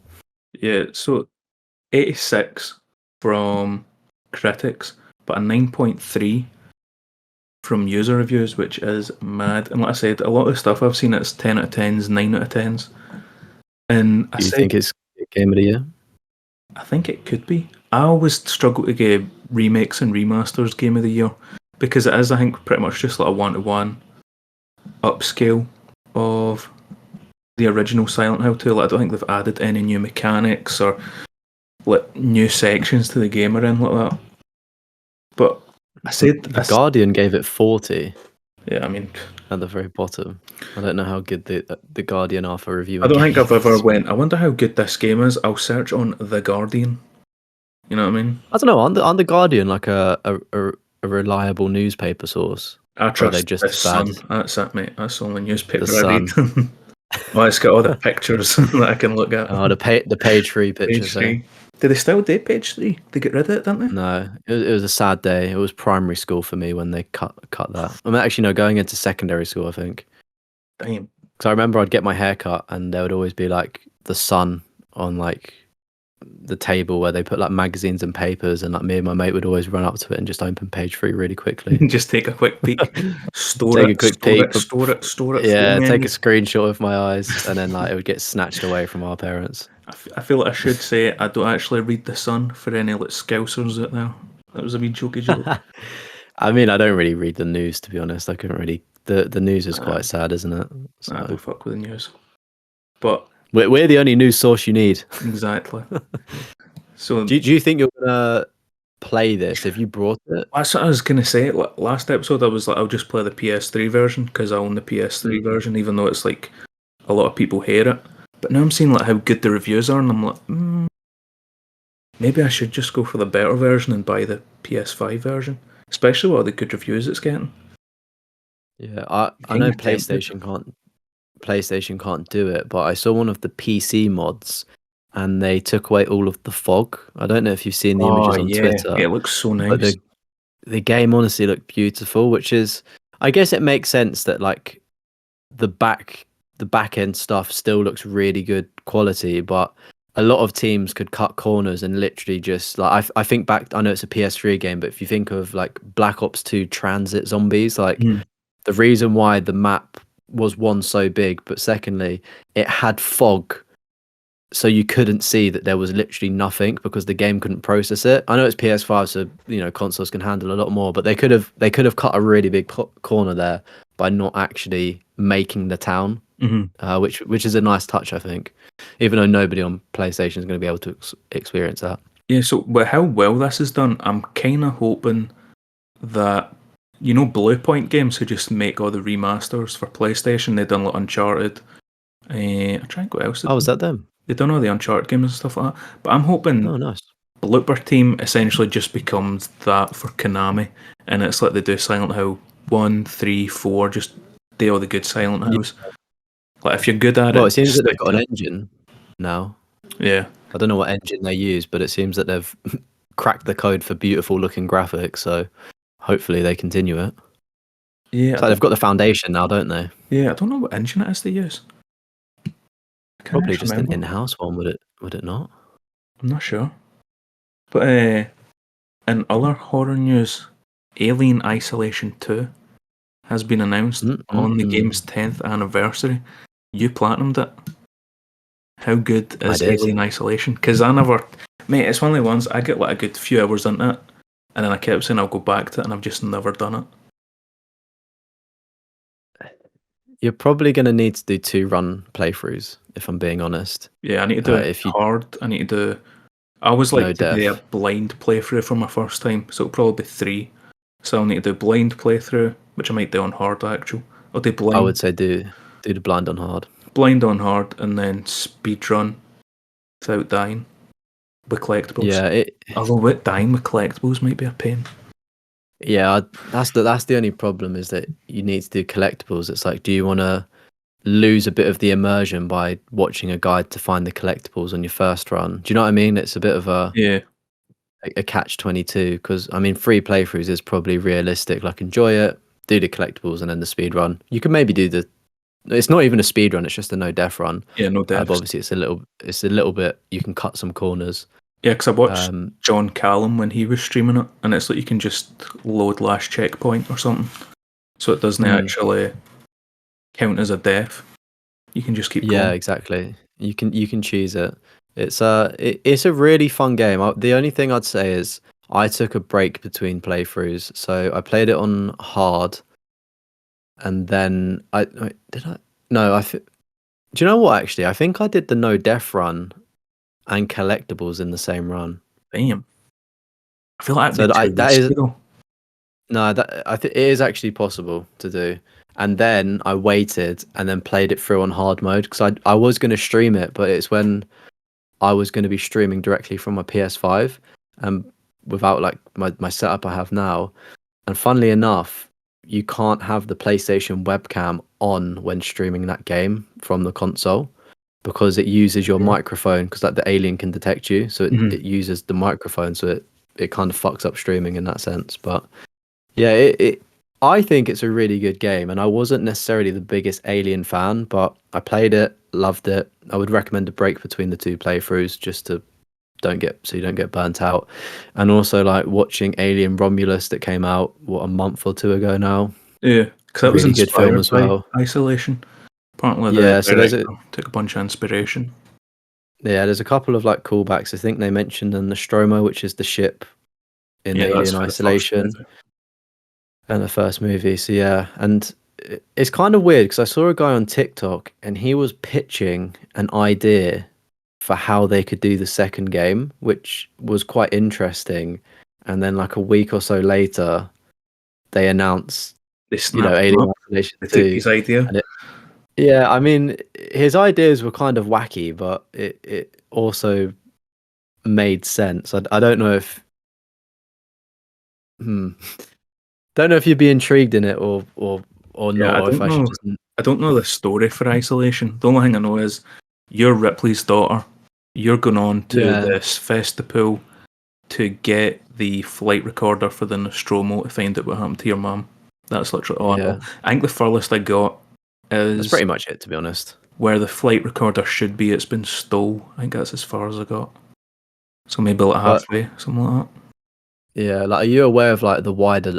By all means, I'm not an expert. This is just from videos that I've watched because I was interested around Romulus. I did a bit of like a. Do you know when you watch like video YouTube videos like recapping Yeah. everything?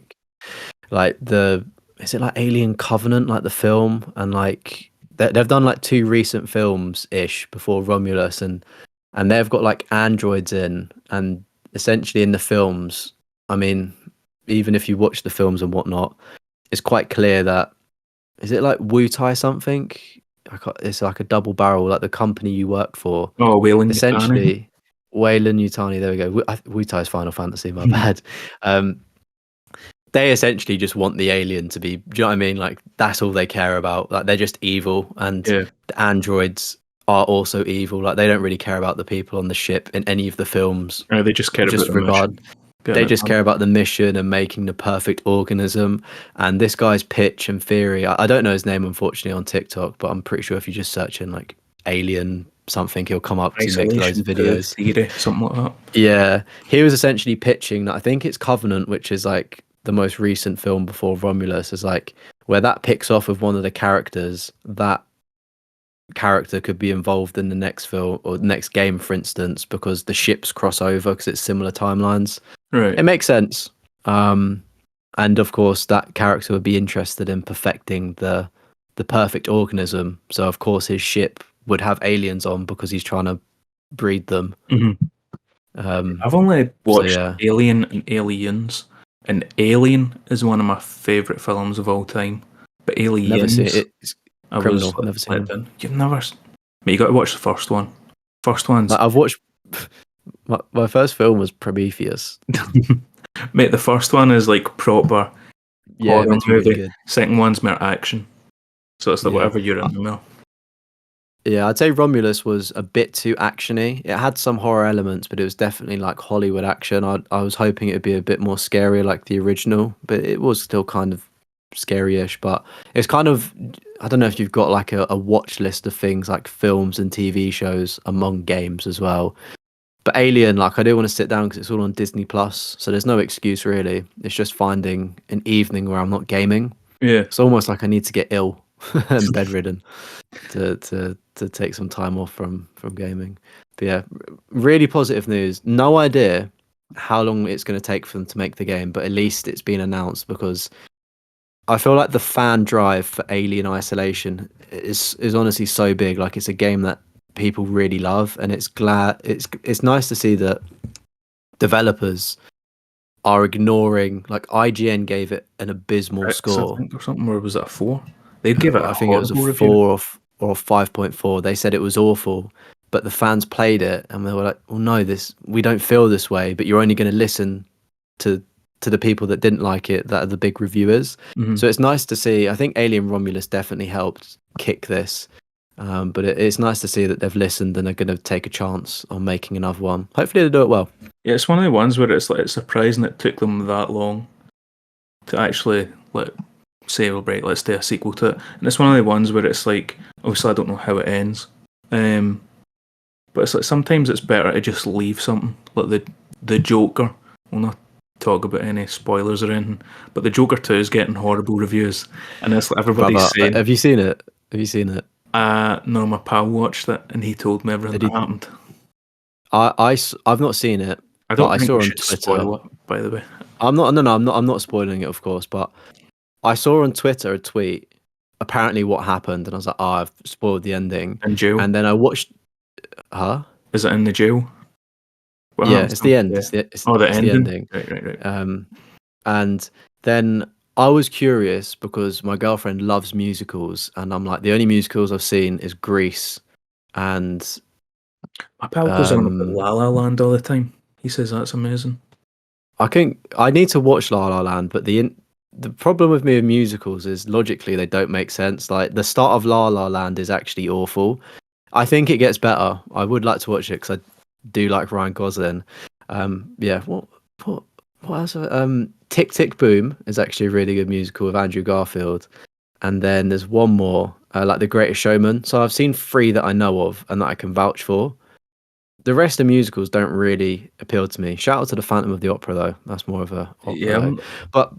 But yeah, essentially the concept of the new Joker film doesn't appeal to me. But I was interested to see how they transition song. Do you know what I mean? Like how they no, how start the they go singing. from the movie to the musical. Yeah. Right. So I went off a pointless tangent there. I do apologize, but the tweet that I saw essentially was talking about, look at this song scene or something, and I was like, okay, I'm curious to see how they transition this because it's going to be interesting.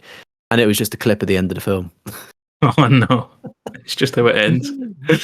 Just the ending. I was like, oh, nice. All right, thanks, thanks for that. Yeah, cheers. I mean, I shouldn't have been on it, but honestly, the spoilers for that were awful. Like, it's almost worse than Jujutsu Kaisen Chapster spoilers, which is an anime on Twitter because they're lethal as well. Yeah, everything just immediately got put on Twitter because my pal was like, "I'll Yeah. not tell you what happens," and I was like, "This happens to him in the jail, and then this happens at the end," and he's like, "Yep, you know everything that happens." But Yeah, I'm still gonna watch it though and try and keep an open mind because I think it's one of those things where people have panned it and it could be a bit. It probably is bad, but it could be a bit overhated in a way. yeah, but back to how we get off on that tangent. I was gonna say Alien Isolation. Like, You're comparing the Joker to Alien Isolation. I was gonna say, like, some things don't need a sequel. Like Joker was an amazing film as a standalone. Didn't need it. It did not need a sequel. They done a sequel, it's tanked. Alien Isolation, I feel like the whole time I've been like, that could do a sequel. I don't know how the story ends, but I'm like, just gameplay wise and like just how well everything was done. Gameplay is the biggest thing. Like the alien system, like the tethering system they had, is one of the smartest pieces of AI besides is it Shadow of War or Shadow of like the Lord of the Rings Nemesis system? Shadow of Mordor. Like that Nemesis system is awesome, but we've never seen it again. It's the same for Alien Isolation, like the horror mechanics and like chase mechanics from the alien and how smart it is, and it adapts to your play style as well, which is the best thing about it. Because if you're just hiding in cupboards, it's going to be looking in cupboards. Yeah, so you need to switch up how you hide. In cupboards. Yeah, so this is the thing as well. It's like it's so good to see a sequel because the gameplay, like regardless of the story, like the story's still good, right? But the gameplay, it's just when a game's so good, you just want to see it again and experience it in a different kind of way. You know, obviously they'll add to it a bit, but yeah. Thumbs up from me. I think like especially, like, I'm not like super into all the alien lore, but it's like that is quite an expanded universe where it's like there's probably a lot of different characters or like areas they could go into it and explore that hasn't been fully explored. Just one last touch point back to that guy on TikTok. Like he does expand into the wider universe, which is something they could completely do if they wanted to, or they could just do their own thing. Yeah. So we've got Alien Isolation 2 confirmed. Until Dawn, I think we said about it that it was an upcoming release last episode. But Until Dawn's PS5 debut is 28% weaker than Concord. I was not expecting that. I mean, it was stupid for them to do it and a waste of time. The movie's not even coming out. I'd understand in line with the movie release. Until Dawn has a bit of a cult following that I'm not a part of because I'm not really into it. But it's really weird to see that it tanked that badly. Yeah, it's one of the ones. It's even like pictures I've seen screenshots, and it's like the graphics look worse and like certain scenarios have you seen and stuff like that. The same scene. I'll try and describe it for our audio listeners, but essentially, it's set in the morning. So is it dusk? No, dawn. Dawn. It's set in the morning, and the original is quite dark. Like it looks really good, but it's a darker scene. And what they've done, I think it's one of the opening scenes, And what they've done in the remake is they've given it like a golden hour glow, so like the sun rising, so it's just completely lightened up the entire game.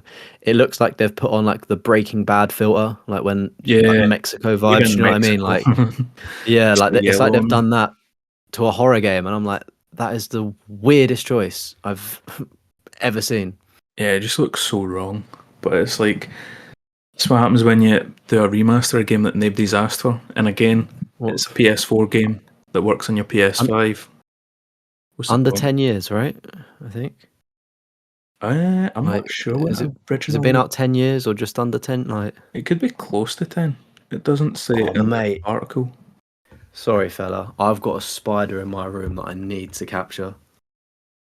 Oh, you're getting a wee pet? Oh, mate, it's huge. Here we go. Official Trophy Hoarders mascot, Steve the Spider, will be making his debut. I'll just leave it there. Like, I need glasses to see, right? What do you mean? I'm not picking it up with my hand, am I, I mate? thought you were getting them with a glass. Mate, I'm hyping them up. Steve the Spider. No, Steve the Spider, no, like, my dog's just chilling. No, I need to find a bit of paper. Is your dog trying to eat spiders? Because Shug's done it a few times. No, mate, she's just sleeping there. Out for the count. The spider, for context, is down. Can we see the glass down there? So I just, because I need glasses to see, it's a little bit blurry over there, but I just saw like a shadow. I was like, what is that? Like, I'm pretty sure that's a spider. And then it moved. I don't know whether to try and get rid of it now or just continue this. Let's just wrap this up. I think we're close to the end.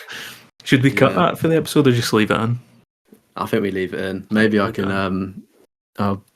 Maybe just leave it in. I think it's fine to see. If I'll take a picture of it and we can add in it afterwards as well. Shout out to the mascot. Just make it look massive. Yeah, I'll do like the thing where you can tilt the iPhone camera to make things look really long. It's a big surprise that it. I mean, it's not a surprise, but it is also a surprise that Until Dawn flopped. I mean, as bad as Concord that did. hard. Yeah, and it was only £10 upgrade, but it's like, it's Until Dawn. It's like a story game. Like, you play the story, you already know everything that happens. Like, do you really want to play through it again? You get the different choices and branches, but it's not that in-depth kind of thing. It's not as in-depth and branching as a Detroit Become Human.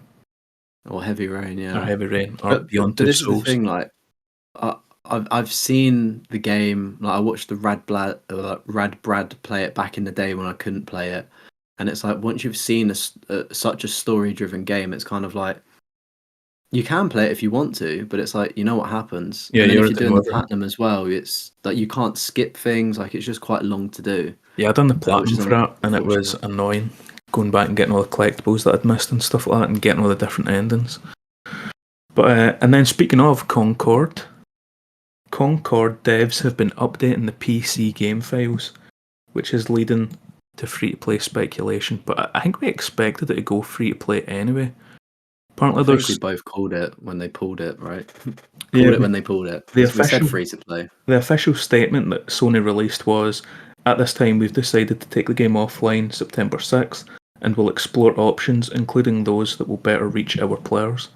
So it's like, I feel like we know free-to-play is happening, and apparently there's a TV show coming out, and one of the episodes is about Concord.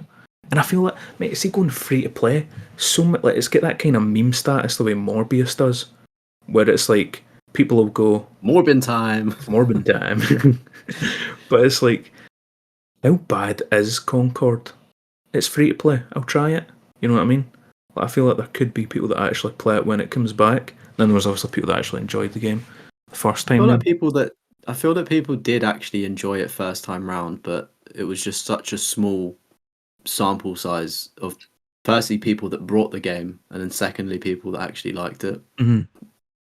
I think it makes sense more as a free-to-play model, because if I don't like it, I'm not losing £60, right? Yeah. Or maybe they give a trial to PlayStation Plus members, like a long trial period, and then offer it for £30 or something cheaper, a bit like Helldivers too. That's pretty much all the news. So all that's left is the upcoming releases. And this is one you're looking forward to, you big anime fan. Yeah, I mean, current release technically, if we talk about early access, because the early access for Dragon Ball Sparkling Zero happened on Monday. And there's a bit of a funny story actually. So some people were getting their copies quite early over the last weekend, before the game dropped. I don't know, I think it was like the 8th of October, which was the Monday this week. And there was this guy that was streaming it, and Bandai, the people that have made the game, were actually going into his live streams and saying, "Bro, please stop streaming this. Like, is it like not a story-heavy game? Is there a lot of story to it? I mean, if you've watched the anime, everybody knows the story, but there's a couple of like what if scenarios, so it's like you say that to me last time. Yeah. So, and as well, I've not seen anything. I've ignored everything because I want to be completely surprised. I know what to kind of expect, but there could also be some surprises and whatnot, probably the what if stuff, but I've not been watching anything. But yeah, this guy was live streaming it early, and like Bandai kept going into his streams being like, obviously it would get taken down and then he'd go back the next day, but they would always join the chat and be like, "Bro, please just stop doing this." And then when the game actually released, they actually tweeted, I forgot the person's name, I think it starts with E or something, but they essentially they tweeted, they're like, "Oh yeah, so and so, like the guy, I think it's Edgar was the guy's name. It's like, Edgar, you can now stream Sparkling Zero, enjoy." You're not like banned. Yeah, do you know what I mean? Like, it was just quite a wholesome experience. Like, whoever was doing the comms and marketing for them, like running the social accounts, like done a really good job because it was quite funny as well. But yeah, it releases for the general public. I say general public. Standard access happens on Friday, the 11th of October. So hopefully I'll be playing it this weekend, maybe. So really looking forward to it. It is now the 11th, by the way, as we're recording this. It's ticked over past midnight. It has. In an ideal world, I probably would have got it on digital, but because I love Dragon Ball Z, I wanted to get the physical copy of it. So that's the route I'm going to be taking. Yeah, I mean, it opens an interesting question about the early access period, because I don't think it was too bad. I think it was maybe £80 for like 3 or 4 days early access. And looking at the next title we've got, Undisputed, they've done a similar thing, but I don't think the price structure is as bad. But a lot of games do offer early access, normally for a lot more money. I don't know what your thoughts are on it. I think it's one of the ones where it's like it's just milking the hardcore fans. Like, even I'm pretty sure Battlefield done it with Battlefield 5 maybe, where it was like you get 7 days early access, and I was like, alright, I'll do it. I was a big Battlefield fan at the time. Like, I still am a Battlefield fan, but at the time I was like, yeah, fuck it, I'll put the money down. And I think Call of Duty, have they been doing it as well? Where it's like you get the Ultimate Edition, you get early access for like a few days. I think theirs is the like beta or beta. Was it the beta? Yeah, I think that's what you get as a pre-order. You get like a couple days early, then it goes to general public. I don't think it gives you early access. I know FIFA give you early access by 7 days. Yeah, FIFA, that was the other game. I think if you play games, like I play a lot of FIFA and I play a lot of COD, so it makes sense to buy the early access. But a fighting game like Dragon Ball and also Undisputed, I know there are online elements, but they're not sadly as big of a game as FIFA and Call of Duty. So it's like, are you really going to want to pay, £80 to £100 for a game that you may not still be playing in a year, if that makes sense? Like, how much will you actually be playing it? And that's what I thought about Dragon Ball. I was like, I'm going to play it, the hype's going to be there, but I'll probably go back to it in little bits if I fancy just playing a fighting game. But once I'm finished with it, I don't know is the answer. But I just thought I'd save some money and just get standard. Yeah, I think it's just a new way that game publishers have found to like milk the fans. To exploit. Yeah, pretty much. Because it's like all the content creators will pay for it. And then if the game's ready early, just give it to everybody. Yeah, and all the biggest fans will be like, oh, I need to play it straight away. Yeah. Just go back to giving people like a cool skin or something, or a cool pre-order bonus. You used to get cool collector's editions back in the day, like Dead Island Riptide with a wee zombie bust. You used to get cool collector's editions, now you don't anymore. It's just odd. I mean, The Dragon Ball one was pretty cool. It was like two like people fighting. So, Oh, that wee statue. I think yeah, two Tekken 8 statues. had that as well. Tekken 8 was like a cool statue. I could be tripping, but I kind of mind. But anyway, Undisputed. also releasing tomorrow, technically today. Undisputed. Yeah, this is a bit of you, this, isn't it? Mate, I was so hyped for this game. Like, even at the... I've not bought it, and I'm not going to buy it. No? I was so Okay, hyped for it. And then, mate, just randomly I came across the Reddit for them. And I was... Because it's like, I've seen stuff on the Fight Night Reddit, and it's like, recommends you. Mate, everybody's hating on it and saying how bad it is. And I was like, damn. Really? Because I was going to pre-order it as well. I'd thought about doing a video on it, or like try and go for First Achiever. But mate, you can't clinch. One of like the big fundamentals of boxing, clinching, you cannot do it in Undisputed, the boxing game. That's like, imagine playing FIFA, but you can't do like a through ball or something. Yeah. You know what I mean? It's like, mate, it's madness. And then, clinch is like the thing where they hug, right? That's when you hug. Like, yeah. So mate, it's like annoying. So when you're fighting somebody and they just keep clinching you, yeah, it's annoying, but it's like part of boxing. Oh mate, and then seeing people talk about that online. Apparently offline's pretty fine, but like the servers for online are just brutal. And so to get the platinum, really? you need to win 5 matches in a row. 5 in a row. And it's like people getting hit. It's not ranked though, I don't think. So it's a bit more achievable. I don't know if it's ranked or not. I don't know how it works. No, it's not. I don't think. It's just any online game.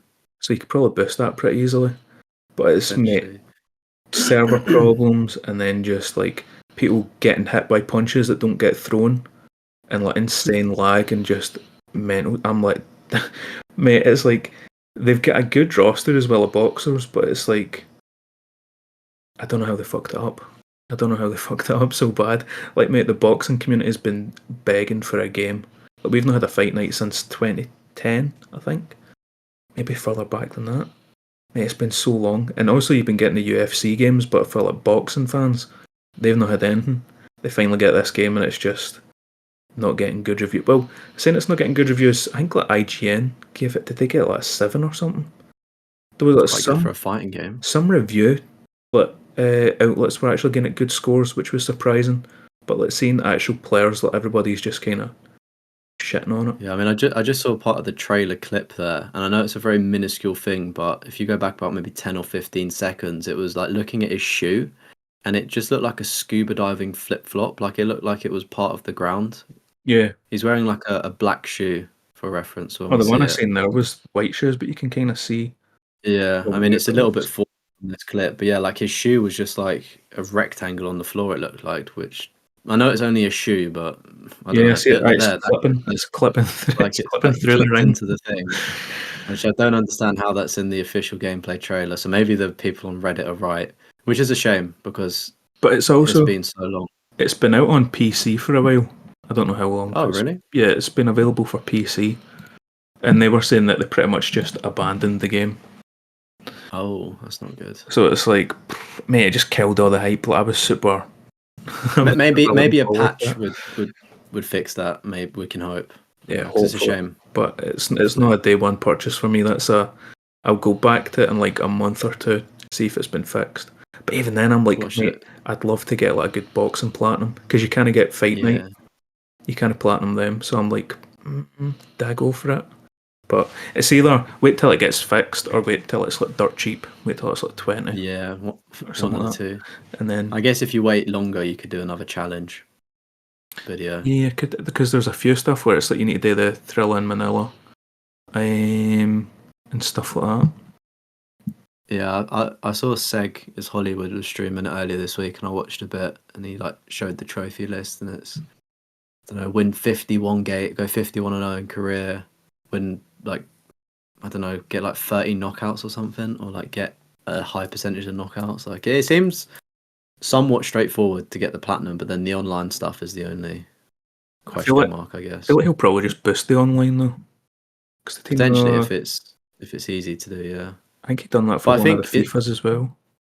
It's like I would love to get the UFC 4 platinum, I think, because I'm really close to it, but I need to get the 4 wins online. Mm-hmm. And jumping That's back good. into a game that you've not played, it's easy to spam something, but I don't know how to do it going back into it. I'd have to like share play it, like let somebody Yeah, win I was for about to me. say that could be like an interesting video, like me trying to win you the 4 Platinum. matches, because it's like you got to deal with an input lag. I let me connecting Yeah, your PlayStation, then connecting to the servers for the fight. I mean we can try it. It'd be quite Yeah, interesting. that could be an interesting I, potential. I wanted to get carried to the Elden Ring platinum, but I'll take a UFC 4 platinum. Mate, I've still to buy Elden Ring. I don't know if I will. Kind of want to check Mate, we it could out. play But it. We could play it co-op, how suffer long is it together. though? It's one of the shorter ones, I think. I mean, it depends. Like, if you follow a guide, you could do it quickly. But there's the reason why I don't really continue playing it is because I like my hand being held a little bit. And this game is literally just like, yeah, just do your own thing. Actually read the collectibles you pick up to find out where you need to go and things like that. So it can take you as long as you want it to, really, which is really good, but just not how I play games, unfortunately. Yeah, sometimes I just want funneled down a corridor. Let's see Dead Yeah. Space, where it's like you just do the pulse thing on the ground, and it takes you Yeah. like the exact route you need to go. But so many games could use that. I would love that. Also, upcoming. A Quiet Place, The Road Ahead. Yes, on the This 17th.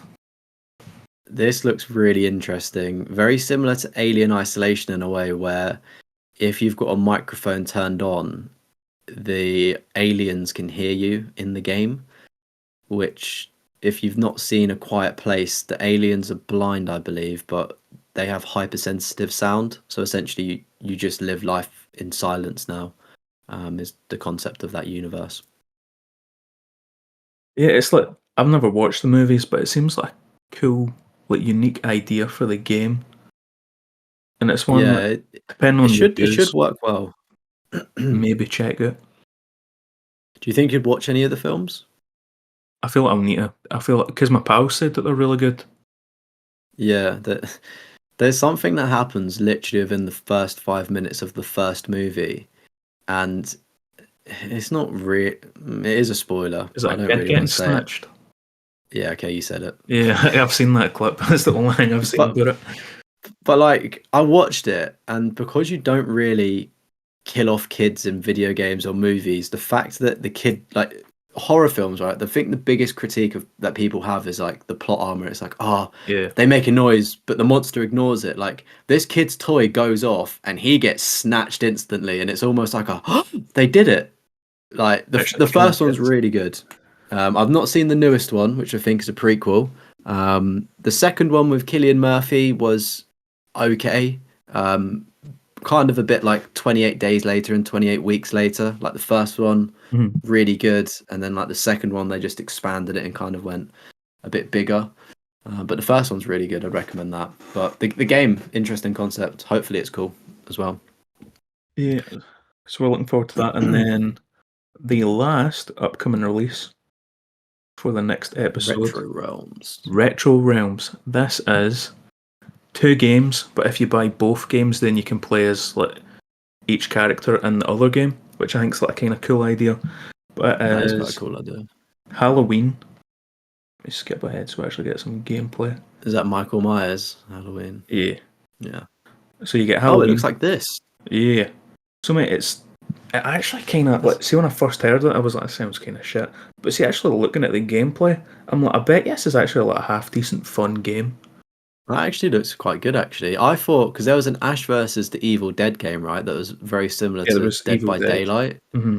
Evil Dead. I thought it was just going to be like that, like a multiplayer horror game. But this is what side scroller arcade, almost like what was it? Skullhead, with the kid with a chainsaw. Remember Yeah. that game? A Flash game.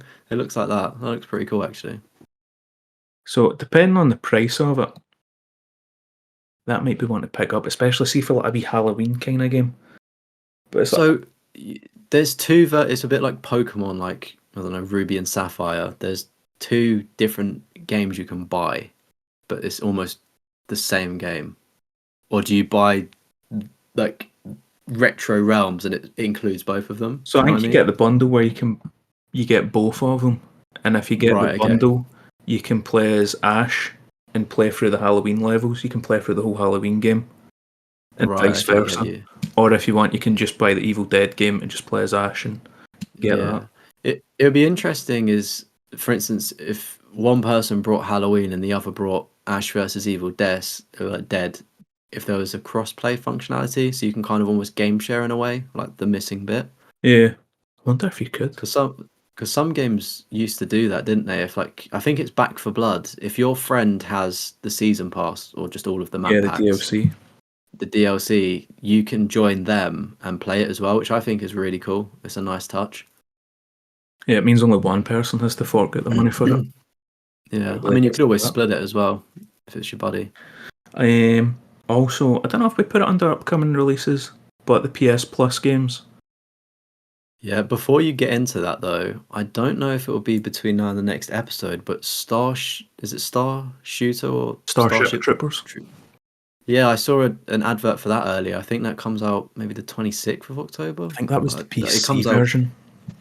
Is it just PC? I think so, because I'm sure I've seen it, and it was PC version. I could be wrong. It's just worth just putting that into the old atmosphere there. I mean, I don't think it'll be my cup of tea, but I know there's quite a big community for it as well, especially with Helldivers 2 and the success that had, because they're very similar, aren't they? Yeah, I think Helldivers kind of especially like me, I didn't know about Starship Troopers. It brought Starship Troopers to my attention. And I've got all the films, but I've only watched the first one, and I was like, this is actually a good movie. I think it was made in the 90s. I think it's pretty old. Yeah, quite an old one. But it's actually decent movies. But PS Plus, obviously monthly for this one, we have Dead Space Remake, Doki Doki Literature Club, and WWE 2K24. Will you be playing any of them? I think to one-up you there is they announced the new PlayStation Plus games, didn't they, as well? So yeah, the extra and the premium. Don't worry, I've got them. Oh yeah, I've got them all wrote out. shoot. They're the ones that we're interested in now. That's old news with Dead Space and all of that. So extra, these come out on the 15th. Dead Island 2, 2 Point Campus, The Dark Pictures, Devil in Me, Gris, don't know how you pronounce that one. Return to Monkey Island, Ghostbusters, Firefighting Simulator, Overpass 2, Tour de France 2023, and Ghost Recon Wildlands. And then premium, Last Clockwinder, which is a VR game, Dino Crisis, Siren, and R-Type Dimensions X. Any of those catch your fancy? Some good horror games in there. I don't have premium, but Siren. Yeah, that's a Japanese game.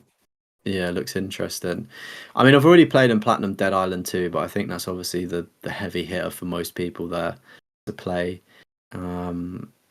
Nothing really catching my eye. The Firefighter Simulator, oddly enough, if it plays similar to the Police Simulator game we got last month on Plus, if it's I don't know if it's the same devs, but that could be an easy platinum and just, a fun sandbox game to chill in.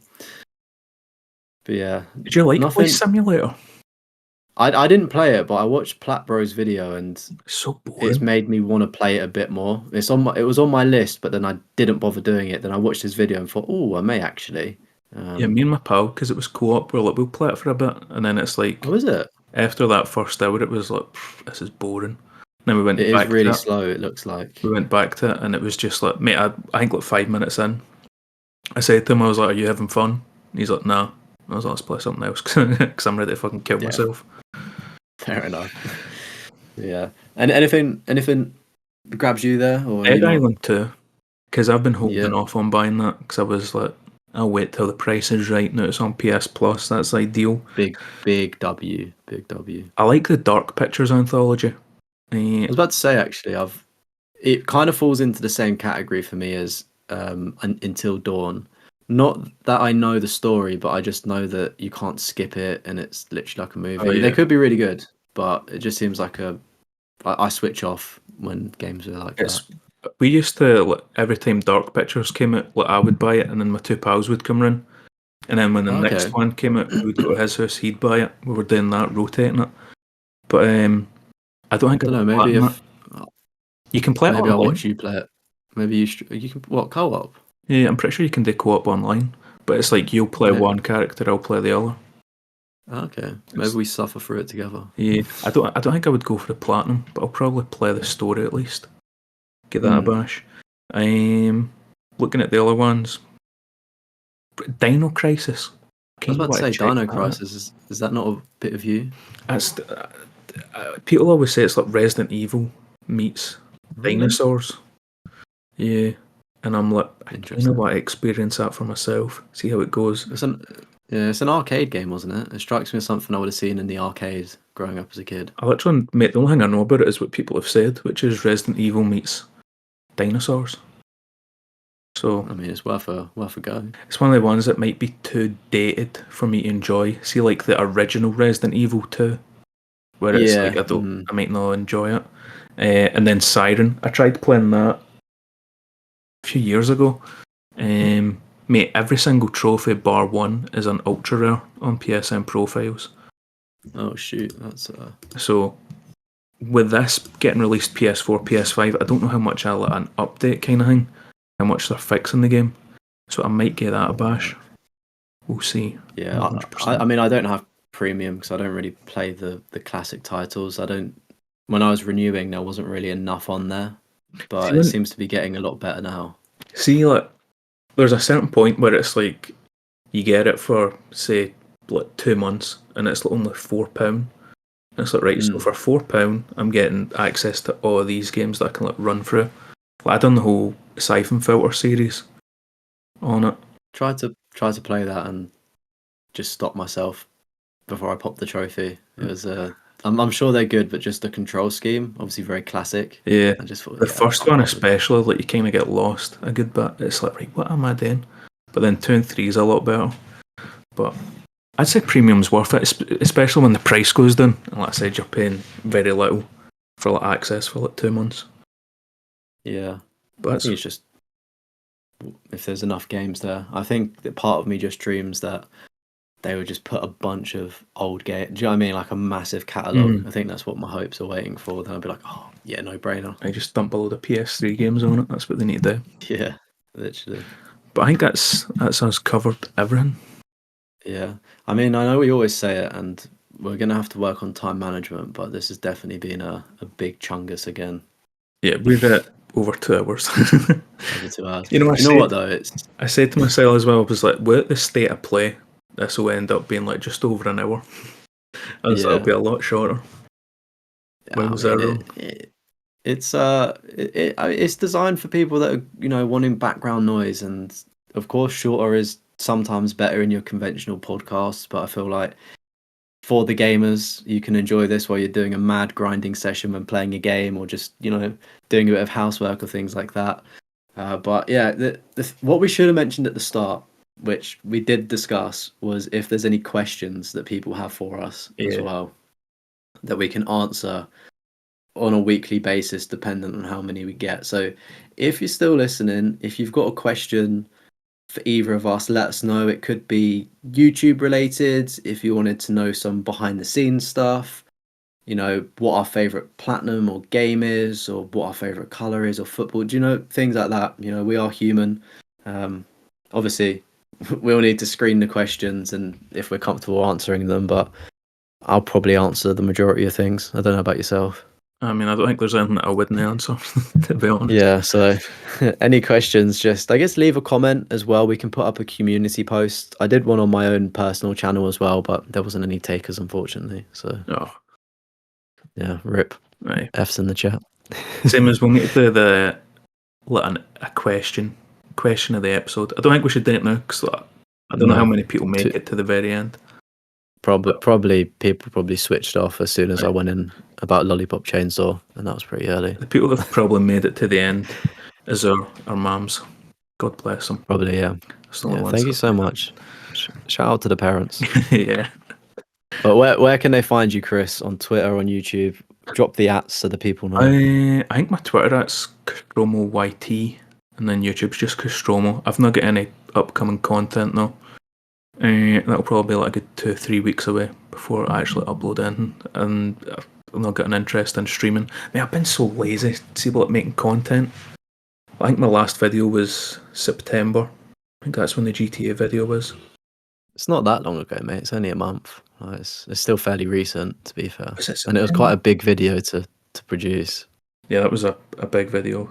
But yeah, no, I mean, myself, I'm in a bit of a content slump. I'm just focused on streaming, so I'm really enjoying that, and it's kind of hard to juggle like a full-time job, streaming, personal life, video editing, and also a podcast. So hoping to pump out some content, but yeah, we'll get one video out at least in October. 16th of August was the GTA video. Oh, was it? Yeah, so I've been slacking big time. Yeah, you need to pump something out. Yeah, I need to get something going. Yeah, if you're interested in following me on Twitter, my Twitter's @Defroth, and my YouTube is also @Defroth. So just both of my names there, which is super cute. And you do trophy list reviews every single Wednesday.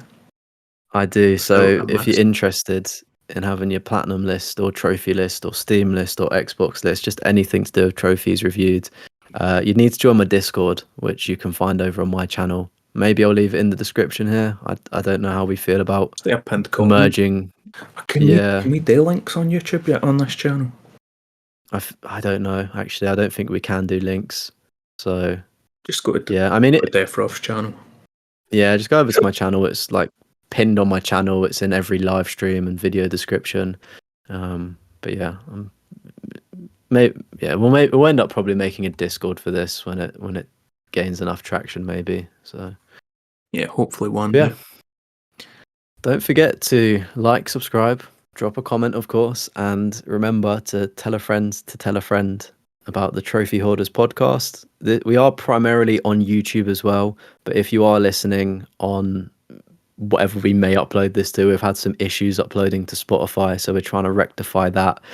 So maybe you'll be listening on Spotify or Apple Podcasts in the future, but we are primarily on YouTube @Trophy Hoarders. Yes, I think that's a good place to end it. All right. We'll see you motherfuckers in the next one. Much love. Peace. Much love. Peace.